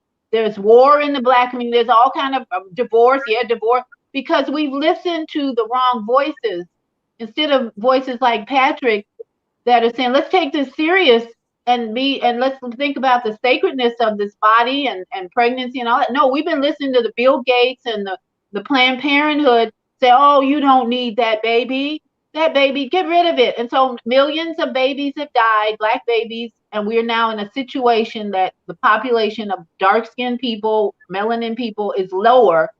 And we're looking at a president or administration that says we don't really care about you now because your numbers are down and the Latinos. This is complicated, but time for us to think about it, making different decisions and choices. That's why we're here, right? Right. So I suggest that we follow Patrick's advice and start to teach better planning, better understanding about our sexuality. So all of those souls who intended to come through a couple and have the experience of being part of the dark-skinned population can have choices that they can make of couples who are better prepared to be good parents, and they can come through them, and we can still have that population of dark-skinned people who wanted to have this. You know what that means, Naima? We all have to be doulas. This is not just for me. If we want to make that change you're talking about, we all need to study how to be a doula, and that's not a difficult thing to do. It's just being more conscious about this journey that women have to bring forth life into this earth. So all of us women are responsible to be doulas on a non-professional or a casual doula. That's what I would say. That's where we have to go. I have a quick question. Is there a male counterpart to like men who help men who are preparing to father children? Is there a, male counterpart to a doula for men? I think the doula can do both. It depends on how much training she has or he has. It can be a role. In fact, the doula's role is to support the family. So it depending on how much training you have, how much education, how much knowledge you gain, you can be the doula for the mother and the father, because that's your role, is to support the woman, and that you want that father to be healthy and happy too. So if you have that mind, you can be a doula for both, and it's all about training and gaining the knowledge to do that. I am so very glad, Naima, you mentioned the energetic opening. We first had this discussion on Viata's show last Friday in Florida on her health and well-being show. And we talked about, you said the energetic opening, but that Friday we talked about the gateways. And while Viata was on the show talking about the 9 gateways, we were in the background listening and discussing the gateways. And the thought occurred to me, I was like, we didn't mention the most important one, and that's the vagina. That's the gate. Because the vagina gate is the gate in which we all come here. So let me go over those gateways again. The eyes, the ears, and the nose. That's 2, 4, 6. I'm sorry. Did I say that? Yeah, two nose. Yeah, eyes, ears, nose, and then the anus and the bladder is 8, mouth. And the mouth is 9, and the vagina is 10. So those are 10 portals in our bodies that we need to really be concerned about what we're letting in and what we're sending out, because most of what we are letting in is programming. So we have to be very mindful, very conscious and aware of the type of programming. The female solution, is the type of programming that we need in order to move from 3D, shift to the new paradigm of 5D. And even though the show is over in less than a minute, if you're on the switchboard, press 1 now. Oh, I see Brother Kwame is with us. So let me open up his line. But before he speaks, I want us to speak on, I just lost my train of thought. What was I saying? The gateways, openings. Those gateways, that programming. Yeah, the programming. This is the type of programming that we want, that we need, that we deserve, because the programming that they're giving us, people always says, "Oh, come out, you just, you're always up here in cloud 9." It's like, no, baby. I worked in radio for 30-something years. I know there's a whole department they devoted a whole department, 5, 10, 20 people who sit down. That is their daily responsibility, to program the music that you're listening to. Why do you think you heard R. Kelly's music 30 times a day when a song is only supposed to be in rotation once an hour? Why do you think you still heard the commercial that says you can have it your way? Because when you turn on TV and you want a hamburger, it's like, why do I want a hamburger? And I don't even like hamburgers. You have to think about those kinds of things. That programming was designed to keep you in a state of fear that you are currently in, and as some people say, wearing a facial diaper. And that is for people who are afraid, because Viata has taught me, being on this female solution has taught me not to be judgmental, but to be understanding, to be overstanding of what's going on in their lives, how they are receiving the programming and keeping that with them in their spirit, so they live in fear. And I think Kwame would add understanding, because Understanding, yes. the kingdom it's more important that we understand the kingdom within these days, with all the programming about a damn virus that's already in here. So yeah, understanding, overstanding, and understanding, and understanding. Yeah, all three. Yes, sir. And let's open up the line to our elder Baba Kwame Sunhorse from Georgia. Grand Rising. Thank you so much for joining us this morning, sir. Your line is open. Grand Rising. And Assalamu alaikum to my sister Naima and to Viata. Grand Rising, Mame. Salam. It's kind of late. But always right on time. And Mary Shelton is here Mary too. Shelton. Don't forget Mary and Shelton the doggy from North Carolina. She didn't introduce the doggy. My battery is going down. I'm gonna have to switch over. Okay. Well, the show is over. We're in the after show now. So let us thank Mary Shelton from North Carolina for joining us this morning with Sign Language. Thank and you. I'll be getting that book, Silence Isn't Golden, today. I gotta start it today. Yes. Thank you so much, ladies. Thank you. We appreciate you. Thank you, Mary. You're welcome. You're welcome, ladies. Love you We'll so see you much. next time. I'll Love be you in the too. clubhouse. All right. Thank you. All right. Namaste. Hotep. Shalom. Okay, Brother Kwame. No, and I apologize, Mary, because I didn't hear the show. I got up late last night. But anyway. She was doing sign language, so you wouldn't heard that anyway. She was doing sign language.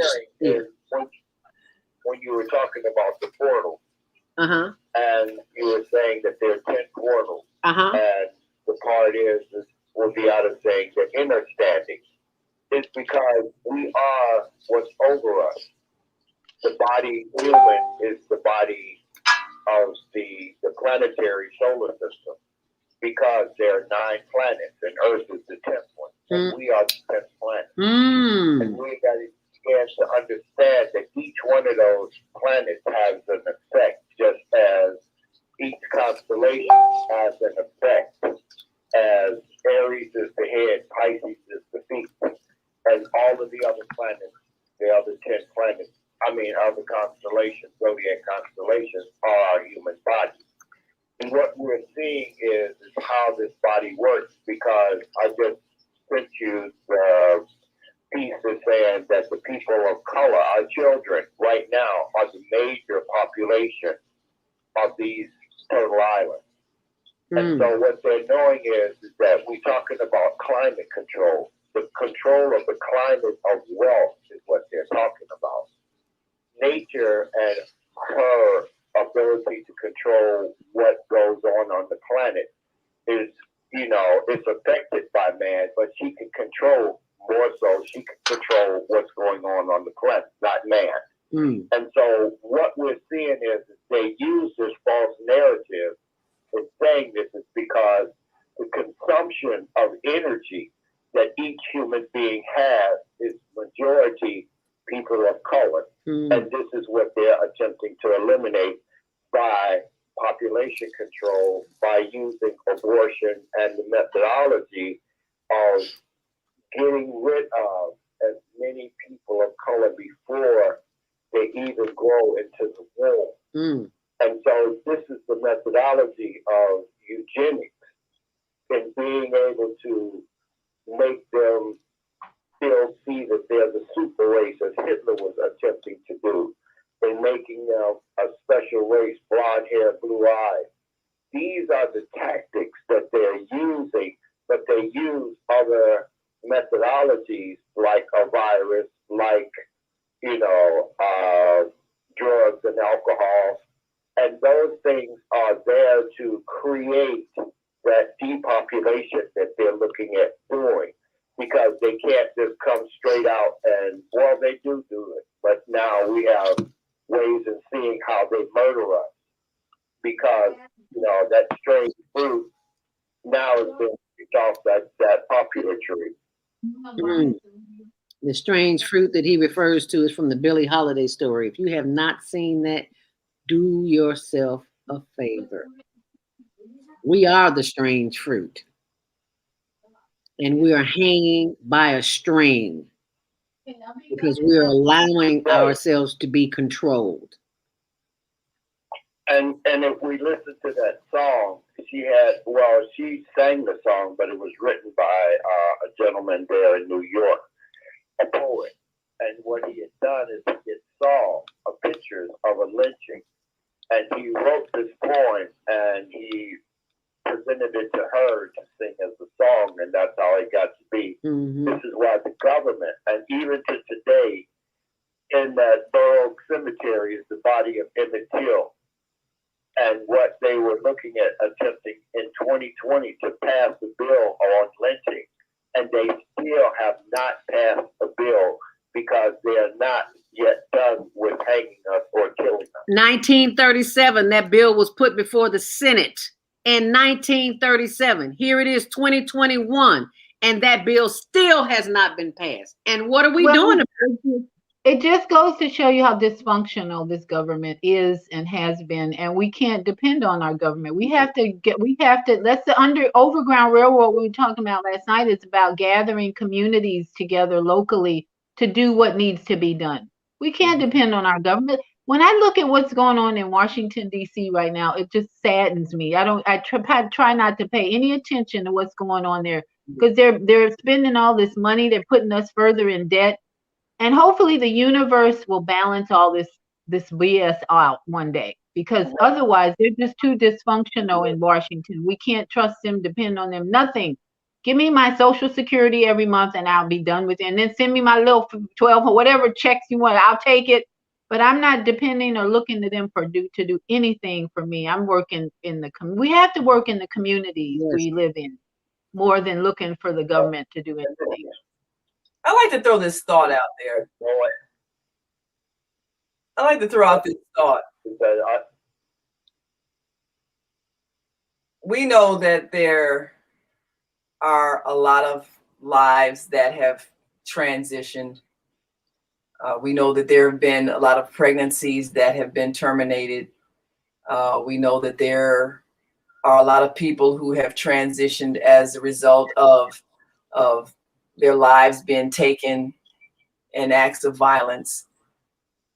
So we can look at our population and say there are people who are no longer here because they were removed, their bodies were destroyed. But the souls that represent those people still exist and still have an opportunity to come into the earth realm every time someone engages in sex. So those souls that want to have the earth experience can still return and repopulate. What we have to do is prepare those who are of child producing and childbearing age to be ready to raise a child in the right attitude and atmosphere so that they can be empowered to create the kind of life we want to live. We're not at the mercy of the government or anybody else. All of us have the power to make decisions. What we have to do is prepare those who are going to be the gateway for those coming through to be better parents and shaping them with the understanding that they need to take control of their circumstances, get the knowledge that they need to feed, house, clothe themselves, create whatever kind of system of exchange they want to honor. That can be this monetary system or another one. They have the power to do that. We have to give them that thought so that they're prepared. So those who are going to be the gateway for the souls who are not here now can come back through and have a better experience and create a better world. That's the power that we have. So that gateway, that 10th gateway, that's the most powerful gateway. And of course, as you hear on the commercials, often we say 50 years from now, the earth will be populated by a new generation of adults, many of whom are yet unborn. Our mission is to nurture them in childhood with love, guidance, and protection, so they can create a world where people will live together in peace. This is our goal. So as Beata said, all of us can be the doulas that are preparing the young women who have that gateway for all the souls that are coming back to this earth experience. And we can prepare them with better understanding of that sex act that is opening the gateway. Because and you know, Naima, make a difference. And part of the preparation is teaching our children about sacred energy exchange. You said that once a person has sex, that starts the process of bringing in this new life in the womb. But we're now moving into a fifth dimension, where it can't be sex as usual. Because if we're going to line up with this new frequency, the new frequency says our time intimacy with our partner has to be more sacred. Because if you're jumping in bed with people just to have some pleasure, that's going to put you off balance spiritually, energetically, and all that. Because sacred energy exchange is about coming into a sex act consciously, knowing that this is sacred, that these two people are coming together is not just a physical act, but it's a spiritual and mental act that we need to respect. And that's what we got to teach our children now, is the sacredness of coming together to start the process of a new life. And that's exciting to me because I didn't learn that when I was growing up. No. So I have an opportunity to teach my grandchildren something totally new about how to produce a new life. And I got a male and a female, so this is going to be really interesting. Sit them down and teach them about the new sex versus the old, which will create a higher frequency in the babies, I think, that come forth when these two people are consciously aware of the need to look at this act more sacred and more important than we did as children or young people. And get rid of the guilt, shame, fear energy that exists, because that is what is bringing into us people who keep creating the same kinds of activities, because they're more into the vibration of guilt, shame, and fear. So when we change the thinking of those who are about to be the gateway through which souls are coming, then we'll change the kind of people that come here. We'll change the experience that they bring with us, with them when they come here. We'll change what we see manifesting on the earth. So the most powerful thing we can do is to encourage people to have sex, conscious sex. Conscious. And then our role as a doula is to remind them of the sacredness in those 9 months that will reduce the mental problems, the physical problems, because in utero is where the health problems start, where the mental problems start. The emotions of mom and dad influence that baby's growth for 9 months. So if we can really teach about the sacredness of that 9-month period, we're going to have some women producing some awesome beings versus what we've been seeing lately with all the problems that children have, even coming out of the womb with rashes and all that. So yeah, it's a consciousness movement from 3rd to 4th to 5th dimension, is being more aware of how sacred everything is. Everything is sacred. Yes. Right. But could I, and the male part of that, and I'm wholeheartedly 100% with what we all are sharing. The part is that in us going into this fifth dimension, this world, we're looking at the frequency of these children that are now children of color on this turtle island and on this planet. And the thing is, they're being able to recreate is the wealth in which the people on the continent says is that when a girl has a thought of a baby, that's when a person is born. And what we have to do is, like you say, in how they think of themselves, because the wealth of self-love is the most powerful part of what we can give our children. And being able to give them that part and give them the understanding of what it is that you're doing when you have a spiritual energy exchange. Because, like Naima was saying about the souls coming, but the souls that are still here about the land of this planet, they still have it because that's why I said in Oasis, our ancestors' spirit in service, our ancestors' spirits are still here on this earth. They're just in another dimensional because even when the book, The 10th Insight, it talks about when you come with those ancestors and your spiritual helpers all come to the planet with you to be assistants to you. Wow. The says that how many hands do you have? And most people will say, well, I got 2. No, you have 10 because you have your father's mother and father, you have your mother's mother and father surrounding you as you walk through life. And we have to be able to know how to tune into those frequencies and tap into that cosmic bank because we have a bank and that woman is the sacred gateway of what we deposit to bring forth the wealth of life. How? I got a question. Where can men go to hear that kind of philosophy about sexuality? Great question. That has to come from the elder man and the wisdom keepers that has been passed down. Because as men, we have to stop being generational and we have to begin to young boys. Give you a great example. Jawanda Kasuku, who lives right there in Chicago, gave an example. He says his son was getting ready to go out on a date, that he had taken them to the bank and they had their little bank books.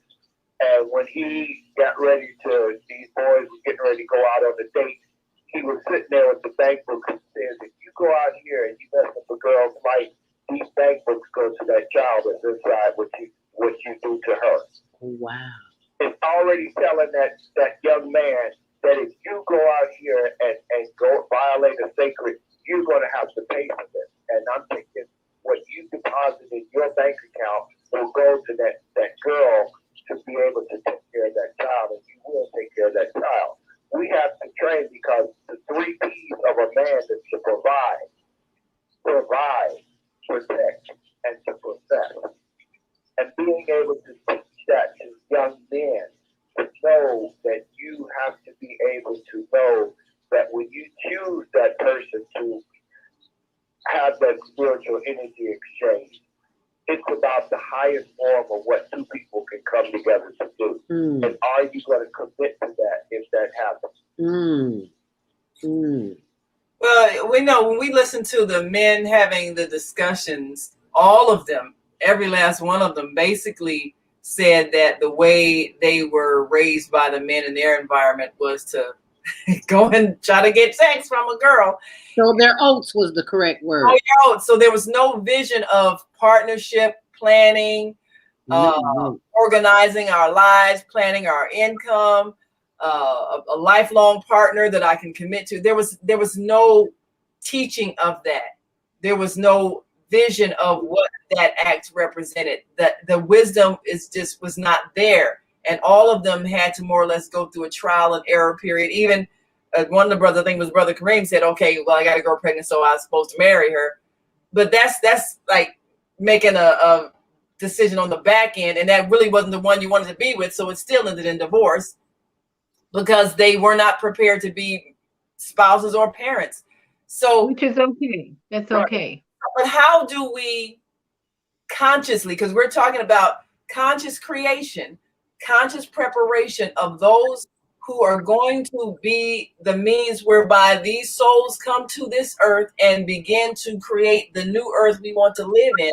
That means they have to come through a gateway that has been prepared, and both the male and the female have to be conscious that this is the plan. This is the global plan for those who are of child producing and child bearing age, so that we can see a new spirit coming to the earth that's going to change what we have today. So the understanding that act is not just that, few minutes of pleasure and the feeling like, oh, I conquered it, I got that, or even the girlfriend like, oh, someone loves me, I had sex, all that's great. But what you've opened the gate for the soul to stand at the door waiting to come in. And what are you going to do with that soul? Are you going to have to send them back because you weren't ready? Or are you going to keep them but then struggle with it and then argue and go to court and everything and have them view life as a struggle and see themselves as a victim? What are you doing? How do we get them to start planning at puberty on what that act is going to look like, because their souls waiting at the door to come through that gate and come to this earth and have that earth experience? How do we help them understand that what they're doing is greater than just those minutes? It's a whole plan of what you and what you're saying is adolescence, puberty, adolescence, because that stage of coming from that second seven that child comes through is the young girl at 7 and the young man at 7. Their bodies are now in preparation going into puberty or adolescence. That's why it's called adolescence. What are going to be the things that you can be able to do with that body now that your body is changing and able to reproduce? What are the lessons that you need to know with what you're feeling in your body when you have these desires or these things that come about in you, and what to do with it? How many men have been taught how to ejaculate and not ejaculate? And understanding that whole concept of being able to know how to control the energy. It's the same thing and Think and Grow Rich. Napoleon Hill says you take your sexual desire and you use it as a creative force to make whatever it is you want to create with a greater energy. It's knowing how to take that energy because it's life force. It's life force. And if you take it and you can create more than a child with life force. This is why some of the great artists and people do is about them using that life force, that love energy, and taking it and creating something from the unknown to the known. And understanding, and this is where we're moving from the Homo sapiens to the Homo spiritus. It's because we've got to understand the spirit that we are and how that we're going to resonate with this higher frequency in a crystalline body. And at 7 years old, at 7 years old, they're adding the lessons of the first 7 years, because the scholars and Jesuits and all those say the first 7 years are the most important years of your life to program you what you're going to be doing for the rest of your life. So add a lesson. They're adding all 7 years lessons to their independence, the more independence they're having, their independent walk. All that is being added from 7 years. So that's why the first 7 years we got to be on the case, training and guiding these children on what is important. Even sex education, in my opinion, on some level, they need to know about body parts and all that before they reach 7, so that they can add all those wise words, teachings for the rest of their life for after 7. And please mention to me, to our listening audience, viewing audience, the conversation we had about Dr. Northrop, I think it was, about teaching children sex education. Share that with our audience if you would, Viata. Well, Dr. Christiane Northrop is an OBGYN, and she said at one point she wanted to teach female reproductive lessons to her child's, I think it was elementary school or high school, middle school, I forget which level. She was offering to teach female OBGYN wisdom to her child's class, and they denied her that, but they were teaching boys how to have sex with other boys. That's what she shared. It's like, what? So she said that's kind of the day we live in, that what's right is wrong and wrong. Everything's been flipped, and there's an aversion going on right now where everything is upside down, and we are learning things that we needed to teach years ago. So we're behind schedule here. So, but that's the reality. They're more concerned about LGBTQ benefits and lessons rather than regular female male energy production and all that. So that's kind of where we are. Well, And what you're saying is a birth control, because if a man thinks that he's a woman, or he thinks he has to go into the anal and deal with his sexuality with another man, that is birth control. Because even you look at the prison industrial complex, the age of the men that are the million of men that are in the prison are in the reproduction stage of life. Mhm. Most of that, and this is why they came up with the bill saying 5 to 10 years, because if you send a man in at 18 and you give him 10 years, he's coming out at 28. That's the height of reproduction, and these are the ways in which they learn to control the way in which we reproduce ourselves as a human, as a people on this planet, by eliminating as much contact as we can with it. Because once upon a time, when we were breeders and we were a labor force to make their wealth, they were making sure that they had breeding farms and reproducing and making, because I remember movies saying, you know, we can start breeding them, and when that child comes out, when it takes its first breath, it's worth $300, because they knew the worth of who we are to them, and we are a resource to them, because in any basis of economics, the first two things you need is land and labor. And if you have the labor in which you're going to create the wealth that you want to control others who labor for you to give you your wealth, you have a system that we've been living in since this whole concept of this US of A come together. Mm. Mm. And you know, one of the things why I learned this when I was researching about Tuskegee Tuskegee experiment. One of the reasons gay men were being diagnosed with AIDS more than others, because sperm in the lower intestines causes a reduction in the immune system.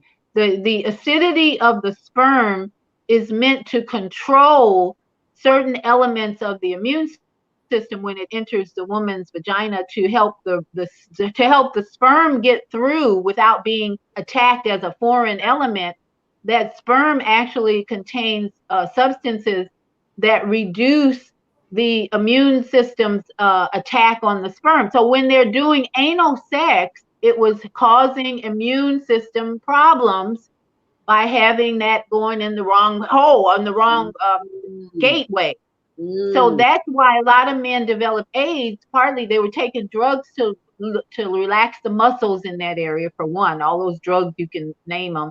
Plus the sperm going in the wrong gateway, all contributed to a lower immune system, which contributed to the AIDS epidemic in gay men. So there's so much to I bet they're not teaching that in schools. No. Oh no. So that's our responsibility to let Absolutely. people know how that works. That's our job, to let them know, okay, you want to take that route, let me tell you a few things about your consequences. Well, I think the most powerful thing we can do with the massive prison population that exists is use that as a university. Go in and teach all of the things that we know would make them come out with wisdom, with the intention to prepare to take control of their lives once they are released from that institution. That's the most powerful thing we can do. What you just said about the sexuality and everything else, so that, and they have time. They're doing time. So if the state wants to pay for their room and board, then we can go in and teach and produce scholars and men and women who are ready to take control of their lives and produce lives, and they can come out with a purpose. And we do need to deal with some spiritual healing while they're in that very difficult environment where the intention is to destroy them. But we have to come with a higher vibration, a higher purpose, higher knowledge, and we can transform those prisons into the best universities a human being can come through. We can do that, and that's the power that we have. And that might be a job for men who come out of prison to do, to go back in there and teach them, because they can have empathy and they can really identify with the brothers in there. That's their new job. They come out, they can't find a job. Okay, you need to set up a ministry to go back in there and teach the men you just left about all the things we're sharing with you. Absolutely. So I think that is a goal that is obtainable, and we can see the transformation in our lifetime. We just put our focus on doing that and realizing that people who've made decisions that cause them to end up in prison, they're just like we are. They're not, monsters or bad people. They're people who were following the information that they had received and accepted and believed, and so they could act no other way. But we can give them different information and change who they become. Right, right. And you We gotta work it out. is there training for doers for men? Oh, He said there was for family.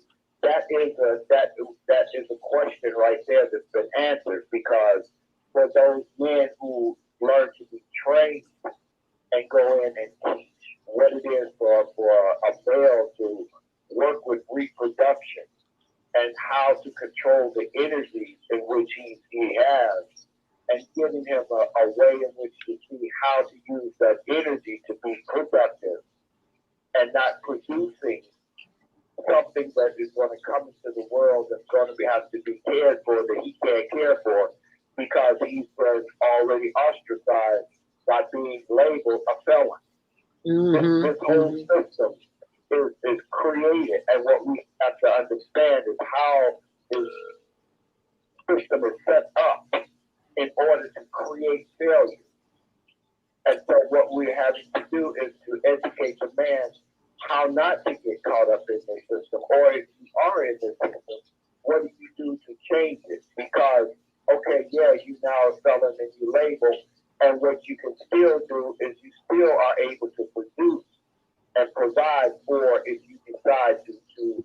I have a young man I'm working with in Louisiana, and he just did 13 years, and he's coming out of prison, and the first thing he wanted to do was to marry this first young woman that said she loved him and he loved her. And I said, no, bro, you can't do that yet, because you've got to undo 13 years of your life and being away from society and being in an environment that's totally different from when you went in and when you came out. Mm-hmm. And you have to regroup yourself and be able to see how you even can provide for yourself.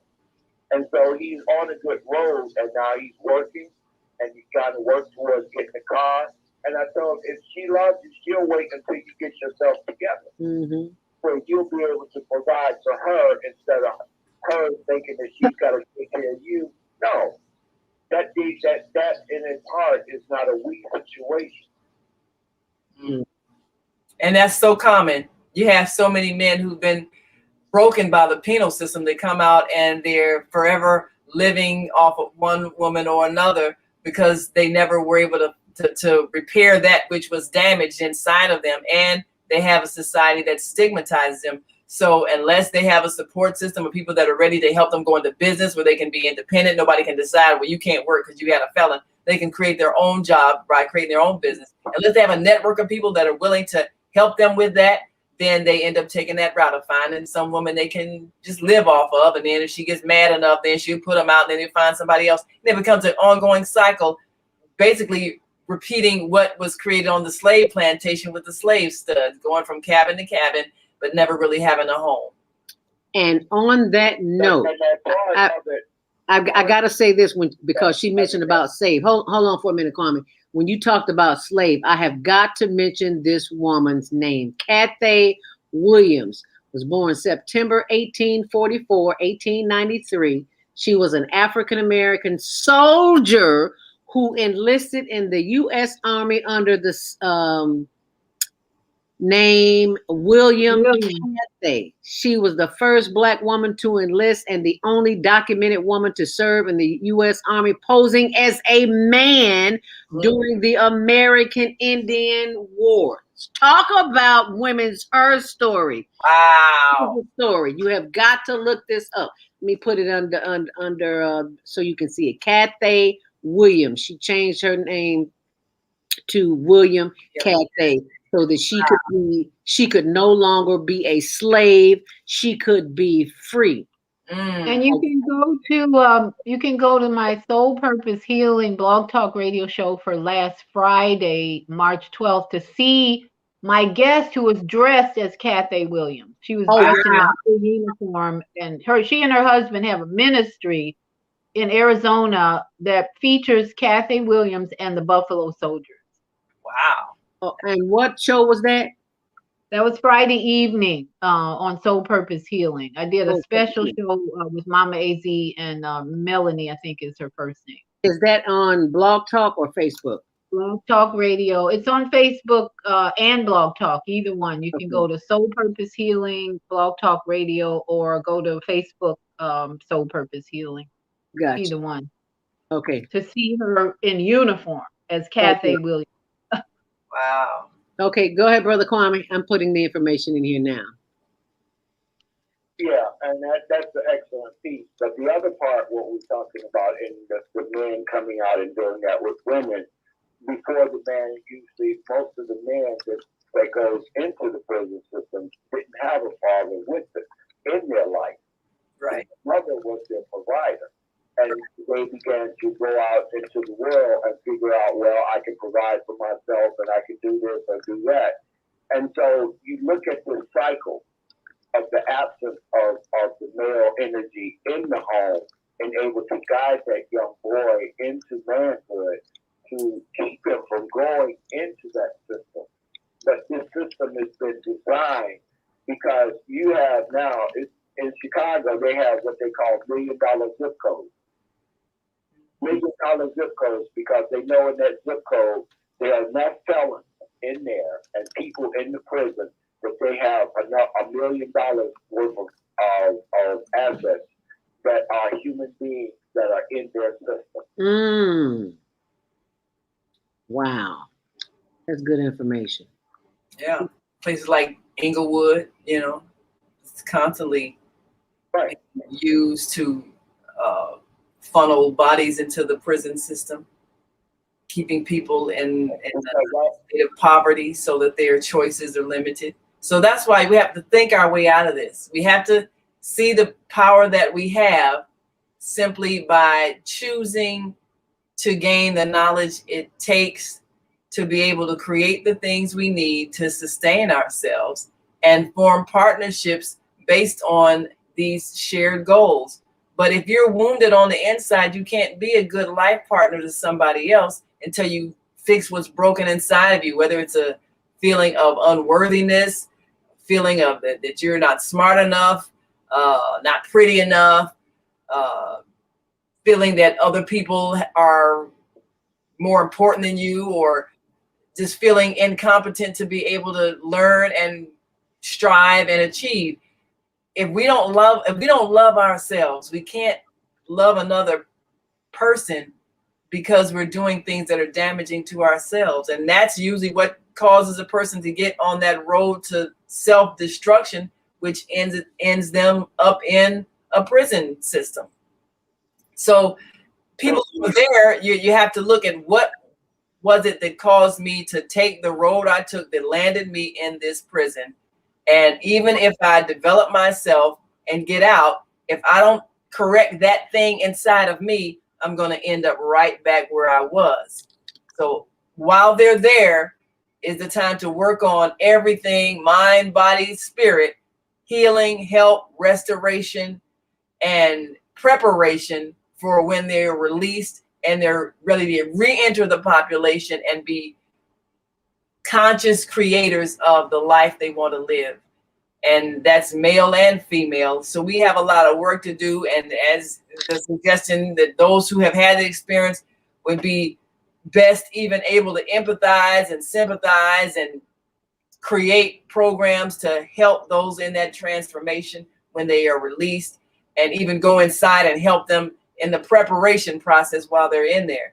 And we have to do it with the realization that the administration isn't necessarily trying to help those that are in there, because it is a business.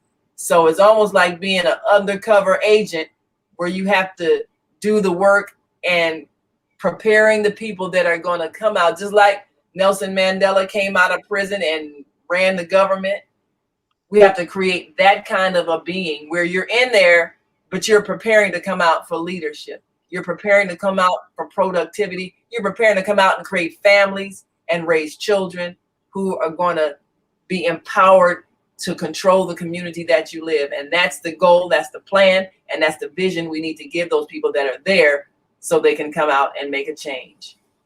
Amen. And you're perfectly correct, because I'm a recovery coach, and a part of Well Brian, which is an indigenous out of Colorado, they formulated by Don Coyer. He formulated a recovery program for people coming out of the institution and out of substance abuse rehab.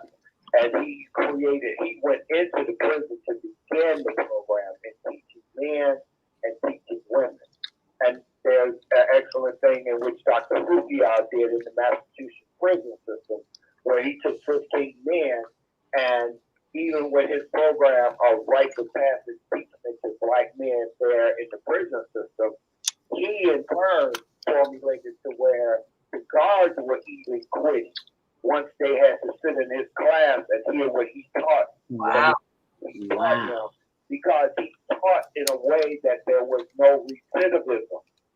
And they're not wanting to happen, because we have a recovery coach in well-variety has to learn to do the things that's going into the prison and being able to prepare that man to get ready to come out and have something in place when he comes out. Because when they come out of there, like you said, that most places now that if their mother lived in Section 8, they created laws saying you can't live in anybody that we taking care of. The same cycle of ABC and the check coming, saying that if your man comes out of prison, he can't live in your house. And he's making the father of those children. But what we have to do is being in place, and we have these programs. And now what we do is implement them and creating the oasis, the spaces where we can come and begin to show that man is that you have a lot of abandoned houses and people flipping houses. You get the men that know how to do the trade and take that young man coming out and teach him a trade to build a building where they can be housed in and have the people there working with them to teach them a skill. Because once you teach them that skill, then they have the ability to be able to work and make more places and spaces for others to come and live in once they come out of it. Because the whole system started in Philadelphia. It was called, they used to be called penitentiary. Because the Quakers started it in on Walnut Street Jail, was the first penitentiary in the United States. And it was because that when you committed a crime, they gave you a candle and a Bible, and you had to do penance. The same thing that happened in the shoe is Marion Prison right there in Illinois. When they had the lockdown, they made it to where they lock you away for 23 hours a day, 7 days a week. And that was called special housing unit. These are the things that have been designed. And we have to understand when they attempt to do this, we got to counter that. Right. You have to counter. Just like chess, move, counter move. With a strategy in mind to ultimately win the game.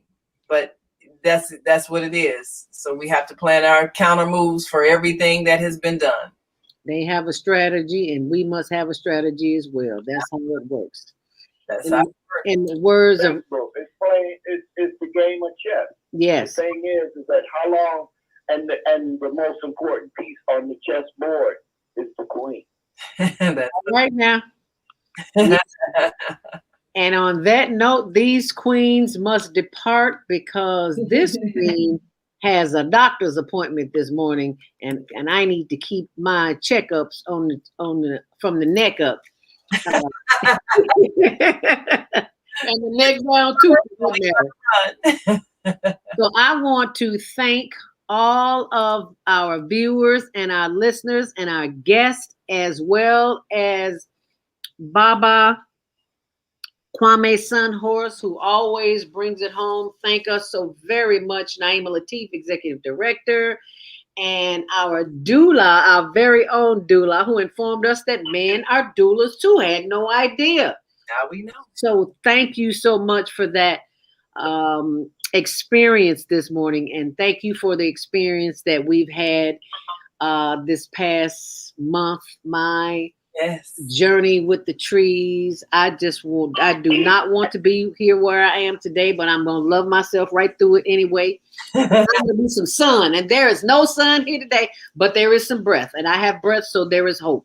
Absolutely. Stay on purpose, stay empowered, and stay tuned tomorrow morning for self-care with Jody Susan, and the rest of the weeks from 7 to 9 a.m. Central Standard Time right here on the Female Solution. As my sister would say, can I play that outgoing message? So will I be able to do that, Naima? And just hit play. So that we can practice our goodbyes. Our thank yous. Our thank yous. Until later. Hallelujah. We've come to the end of our show today, but you can hear every show in the archive. How you learn a hip roll?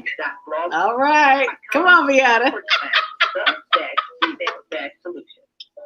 That's the How You Learn a Hip Roll. On the Female Solution Facebook page. Go to www.facebook.com/thefemale. Let's get with her. Leave your comments about today's show. You can always reach me on my website. There we go. At www. I'm still mixed up. Okay.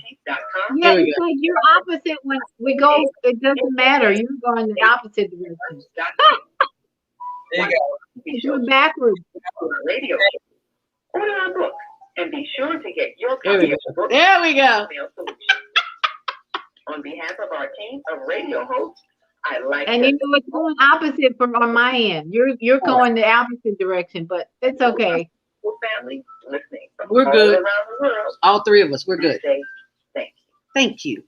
To our family in China, India, Zanzibar, Arigato. Kamsahamnida. Activa. Danke. Dankuya. Merci. beaucoup. Gracias. Gracias. Grazie. Shukran. Madasi. Nigeria. Eshe. Niabonga. Garet. Garet. Asante. Israel.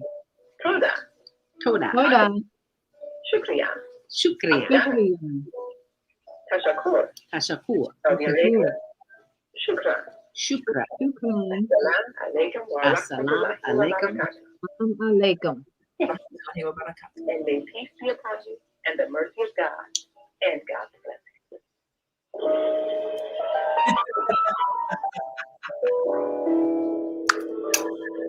Have a great day, everyone. Shalom. Shalom.